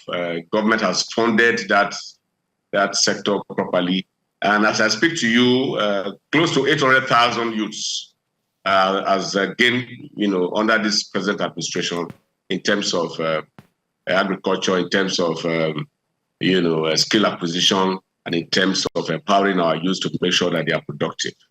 But the basic problem we have at the moment is the issue of drug abuse. And this is really telling much on our youths. And this drug abuse is also taking so much energy from our youths. Mm-hmm. And that is why also His Excellency the Governor has also ensured that we launch a data-free, drug-free campaign to ensure that our youths are taken out of drugs and be able to focus attention properly on their skill development and their vocational training so that we can have them to become employers of labor and entrepreneurs. Okay, well, thank you very much. I want to speak to Honorable Ashrams here, and I'll give you a bit of history. I'm sure you know already. I'm going to ask my producers to please verify, but in the 80s, there was an institution in Jos, if I'm not mistaken, that's responsible for most of the very many talents that we see in the film industry today. Matthew, if you can help me verify that. But it was a center for when it comes to filmmaking or television. So I'm wondering, Commissioner, in this case now, when it comes to sports and as we celebrate World Youth Day, how exactly do you intend to make, or is there any provision to make this like a center for young people to look at sports as a way of building and developing them and also the nation? Thank you for having me. And I want to use this medium, your great platform, to once again wish Plateau youth and youth all over the world happy International Youth Day, because every day is Youth Day without commemorating it. It will interest you to know that in the Super Eagles of Nigeria, even the present captain, Ahmed Musa, is from Jos. We've had 3 others apart from him. So Jos is a sports center. It has produced a lot of great people. You know that the member in Lagos State House of Assembly, what do you call it? The fine man that is in the House of Assembly, schooled in Jos. A lot of people have history with Plateau State. So as a government under the capable and able leadership of His Excellency, Barrister Caleb Manasseh Mutfwang, we are doing well to enhance and magnify sporting activities. On the Plateau, we have 36 sporting associations. And you will recall that not long ago, we went to the National Sports Festival in Abeokuta in Ogun State. And apart from the FCT, Plateau State came first in the entire North. In as much as we are not too satisfied with the performance, but it's the best performance lately from Plateau State. We took the highest number of athletes, and our people did us proud. And the governor was and is still happy with that feat. If you come to Jos, there's a stadium that we call the Rangpam Township Stadium. You will see that it is taking a new shape. It is undergoing remodeling. It is undergoing transformation. The entire trigger for that is the development of sport. The governor places a lot of premium on young people, His Excellency Barrister Caleb Manasseh Mutfwang. That is why if you come to Plateau State, for example, you see about 69.5% of the drivers of governance that fall within the youth bracket. Young people have been given responsibilities to drive the state forward. So as we speak, Plateau State is one of the states that other states should look forward to, other states should learn from, and governance space has been created for young people. If you go to the Plateau State Microfinance Development Agency, which is labeled Plasmida, you will see that if you have any business idea, you can come for free training. Government will train you so that you will invest. And we realize that people come to Jos from all over the world and come to Plateau State. We seem to have lost Commissioner there. Yeah, we have. We'll try to re-establish connection with him. But very quickly, let me speak to our correspondents. I'm glad that we've been able to establish, the works or the strategies that, the state governments, in this case, Delta and Plateau, are doing to, build a sustainable future for the young generation of the young people of the states. But the thing about, strategies that is always adopted by the government is that it is oftentimes far, different, or they take a different turn from what the people or what the constituents want or need or ask for. So let me ask you, Austin, the commissioner just reeled out everything that the state government is doing, but you also feel the pulse of the people, and you are a representation of those people as well. What are they saying regarding, the initiatives that the government is taking, and what do they need for a sustainable future? Austin. Okay, first and foremost, from what we gathered so far, that 70% of the population in the state here are predominantly youth, and from what the DG just rightly stated, out of 10, one is involved in drug abuse. So this has really been a concern to most of the youth within the state, and this has actually created, some disturbing insecurity challenges. And of course, each time we go to police briefing, we see a lot of drugs being paraded, and sometimes to the NDLA, we see a lot of them being paraded. And this has really created a lot of concern, and hence the government activated the agency to go around to begin the campaign against drug abuse. And we spoke to a cross-section of respondents, predominantly who are youth, and they equally, throw their weight behind what the government is doing. And just to add that there's one policy the government has adopted, that before anyone will get admission into the higher institutions in the state, the person must undergo drug test, and that will be done within a few hours, so that to certify if the candidates equally merit that admission. However, for them to gain their future, they are equally advocating that there's need for government to continue the advocacy process to discourage some of their peers who are into this kind of activities. And not only that, they're equally calling for more rehabilitation centers across the states, that those who are already into it, let them go and let them take them to a rehabilitation center to go and revive them, so that they can be able to meet up their dreams. However, in Asaba precisely, the Asaba of Asaba led the Royal Palace to place a course on drug peddlers and traffickers in the state capital, and that's something that has been widely appreciated across the states, that every other traditional ruler should do likewise, because it seems that the people are scared of the traditional means of fighting this system, this scourge that has ravaged our youth. Significantly, these are basic things that some of the youths are talking about in the aspect of the drug abuse affecting them in the state. Also, that's amazing. I mean, if placing curses on peddlers is working, I think we should introduce it into our constitution, because it's getting far better result. But names of people to be placed curses with. Chizoba, let's come to you. Chizoba, so I don't know if you would agree with this analysis here, the fact that many people are wondering whether the government or the authorities are actually listening to the people. These initiatives that are being put for the youth to ensure their sustainability in the future, is it what the youth actually are asking for? For instance, let's take the initiative into AI that's going on in Plateau State right now. We all know that Plateau State is, apart from being a mining state, it's also an agriculture state as well. The direction that the authorities are going in, is that the direction they should be going in? What are the people, what are the youth actually hungering for?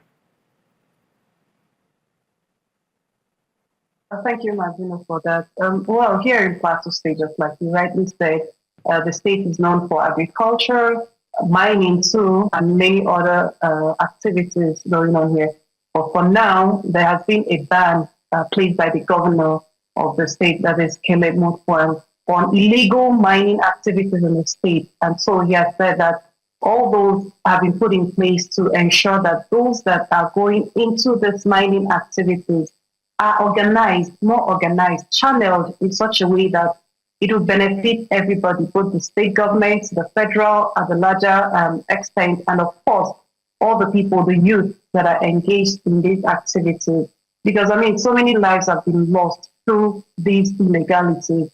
So that aside, agriculture too, of course, so many people know that Plateau State is the home of agriculture, so to speak. Most of the vegetables you see around the country come from Plateau State. You talk about the Irish potato, you talk about the vegetables, carrots, and all those. So from what the special advisor to the governor said on the day of the International Youth Celebration in Plateau State, he has said that the governor is making plans to ensure that a greater number of youth go back into agriculture. And so this is where you get them engaged.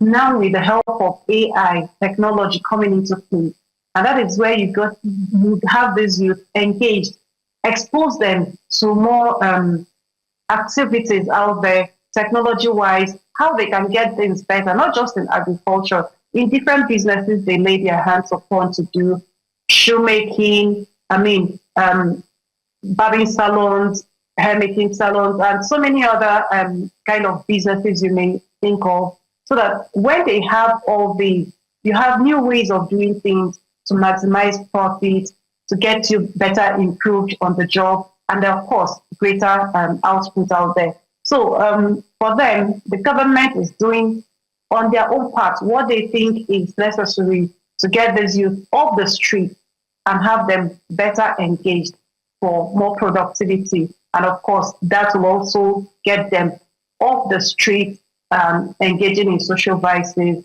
It is always said that an idle mind is a devil's workshop. So when these youths are properly engaged, you see them getting off the streets, and then criminality will also be reduced, So that is what the government is doing on its part.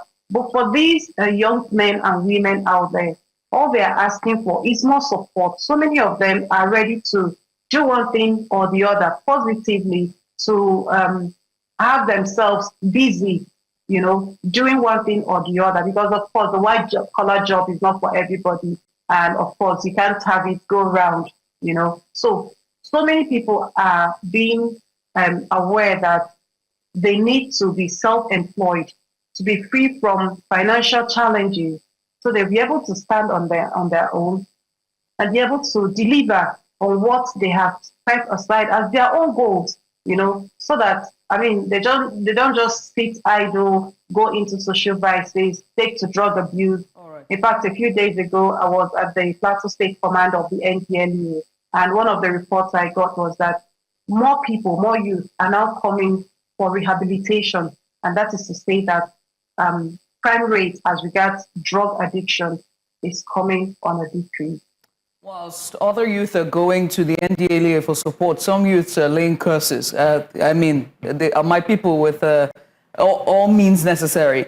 But with forcing or rather with pushing more young people into agriculture, one has to look at the insecurity when it comes to agriculture and farming, especially in areas that have been prone to herder-farmer clashes, and land grabbing and open grazing. Delta deals with it as well as Plateau. So, we have covered this extensively, but let me speak to the Commissioner of Delta State in terms of, putting more youth into agriculture and facilitating them, and giving them all that they need into going into agriculture. What about security? How can we secure the lives of our youth? How can we sustain their lives? And most importantly, the proliferation of drugs in Delta? Correct you by saying that I'm not a commissioner. I'm the Director General of the State Orientation and Communications Bureau. Apologies for that. In Delta, security is one issue that the state government has tackled effectively. And thanks to the law enforcement agencies here, including the CP Abani Wanda, who is the State Command Police Commissioner. The arrest they have made here in the past 6 months is quite enormous, and quite a lot of, AK-47 rifles and a lot of, weapons has been recovered from hoodlums. And also, we talked about drug, in this program. And drug is traced to all kinds of crimes, whether prostitution, armed robbery, kidnapping, whatever it is that is criminal in nature, drug is highly connected. And that is why we take the issue of drug campaign in Delta very seriously. We did that quite well in the past administration. We are continuing this administration through the Bureau of Orientation and Communications.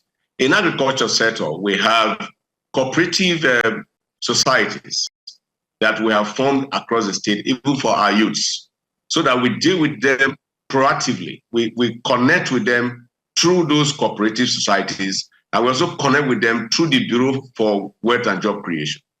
Also, the Ministry of Women Affairs also coordinates the agricultural, activities that we have in the state, because we have girls, young girls in this sector. And we are very proud of what our girls are doing right now in the agriculture sector. And so through the Ministry of Youth and Women Development, the Bureau for Job and Work Creation, and also the police, the security agencies, we're able to coordinate and to connect with these youths to periodically assess the security situation in their areas. because the major issue of security now is we're talking about these kidnapping and these headers issues where, grazers go to farms and destroy crops, cash crops, and the rest of them. And in order to also curtail that, also the state government has been able to connect with the leaders of the Fulani communities and the Hausa communities in the state. What we have even done, is SLSC has also done, is to we have given appointment. The governor has given appointment as a senior special assistant to the community leaders of the Hausa and the Fulani sectors. So through the office of the governor and through their appointments, we are able to now relate with them properly for identification. And not quite long ago, we also carried out identification program of all the headsmen and all the people who are our brothers and sisters from other parts of the country who are living with us here in Delta State for one reason or the other. We have been able to document to a large extent, to get the identity. So this is also helping us in terms of security. And also the local vigilantes and the hunters, we have them across the state now. They are well activated. And the state just passed a law now of, that will also assist government now to harness, the potentials of all of these hunters, vigilantes, and everybody together to be able to first security in our communities. They will go far beyond, the towns and villages to go into our farmlands and into our forests to us, to help to monitor and to ensure that we have security. And this is also now helping us, it's encouraging a lot of our youth now to come out to be involved in agriculture. So in the agriculture sector, we are doing quite enormous. I'm sure any moment from now, there'll be another exhibition, because we used to have what we call the trade fair. We have trade fair for our youth who are in. Now, Director, I want to say we need to round up, but we also need to ask the Commissioner Ashams, one more question before we go. So I beg your pardon. Commissioner Ashams, let's talk about mentorship. Mentorship is something that's very rare to come by here in Nigeria, especially with us awarding ambassadorship to people who many claim are not good examples. We also have the case of unruly passengers that are getting rewarded. So it's not very easy for youth to actually find proper people that they could take sample from and behave like. What are you doing in Plateau State to help young people find proper mentors that could help them put them on the straights? Mentor-mentee relationship on the plateau is wonderful. It's applaudable. We're kind people. We're very, very hospitable. Our weather is clement. Cheesy, well speaking, talk about Irish potato. It's actually, it has been rechristened. It's now plateau potato. We're the producers, so we cannot take the credit elsewhere. Plateau people are very, very kind. That is why when you see people come, they settle for life. And the behaviors that have been displayed by certain Nigerians, you don't get it around us. We have a different kind of orientation. Yes, to every rule there are exceptions. Just like when you're talking about drugs, it's not something that is prevalent. And you have to know that we have a youth leadership development course that our young people went to attend at the National Institute for Policy and Strategic Studies. And we want whatever we learn so that we cascade it. And we have great people on the plateau, people that have made their marks, people that you look up to. And when you hear the drug-related issues, when you hear negative news, you don't find it around us, except that, okay, because our land is very fertile, certain persons will want to take it and all of that. But you know that Plateau State is a great state. It's not everywhere that is under siege. And we have our youth now at Back Farm, where we are training 1,000 youths, and we've given them a hectare each. And we're hoping that by next year, we will double the number and even add 500 on it, so that we'll have 2,500 youths, because we have farms in the central, southern, and northern zone. Then we are hoping that by 2027, we will have about 7,500 youths on these farms. And at the end of the day, we are hoping that they will also train other youths, because whatever you learn, it is expedient that you also trickle it down. It's expedient that you also share with others. So our Plateau youth are very are well disciplined. They understand that discipline is the key element for growth, and we know that, of course, they are an integral part of our growth and our development. That is why the governor has opened leadership space. or spaces for our youths. You can see that for the first time, young people are director generals, young people are commissioners, young people are executive secretaries, young people are SAs, young people are local government chairmen, and the list is endless. So Plateau State has become a case study for a lot of states, because young people have been given spaces to lead, because in the future, you need to have leaders that have been tested, leaders that you can trust, because we cannot bequeath Plateau State to rascals and rascality. So governance has taken a new shape. His Excellency Barrister Caleb Manasseh Muftuang has given the youth the exposure that they need, so that they will also contribute their quota in the growth, development, and progress of Plateau State. So whatever we do on the plateau, the youths are in the beginning, they are in the middle, and of course they are in the end of it. So that at the end of the day, when our season is off, when their season is on, they have been mentored, they have been given the right exposure, they have the right education, and of course, Plateau State will be better for it. And Nigeria ultimately will benefit from all of the training, the mentorship, and of course, the kind of leadership that the government and people of Plateau State give. Okay.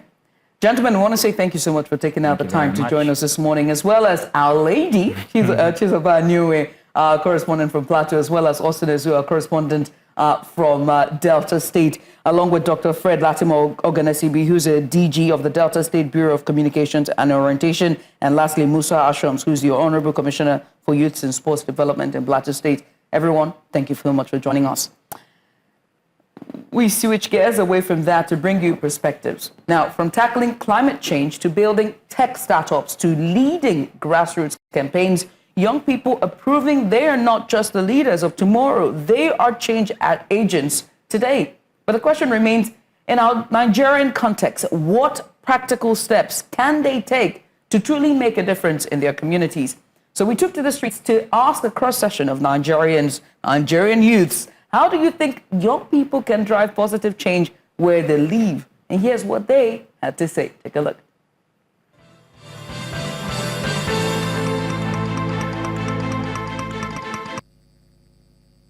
I think one of the ways youths can actually positively impact a community is, first of all, identifying the problem in that community, because in every place that we find ourselves, there's always a problem, there's always something to fix.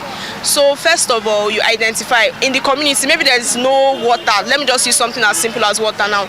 And you as a person, you yourself, you know that you can actually somehow help, even if it's not even monetary wise, if it is something like even writing a letter to appeal to the local government that, okay, this.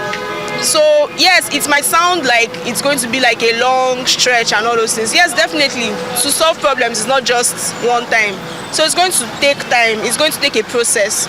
So you have to follow through with that process and make sure in the little, anywhere you find yourself, even if it's just a group, a community, try to do something to impact wherever you find yourself. Young people should strive to make friends with the old generation.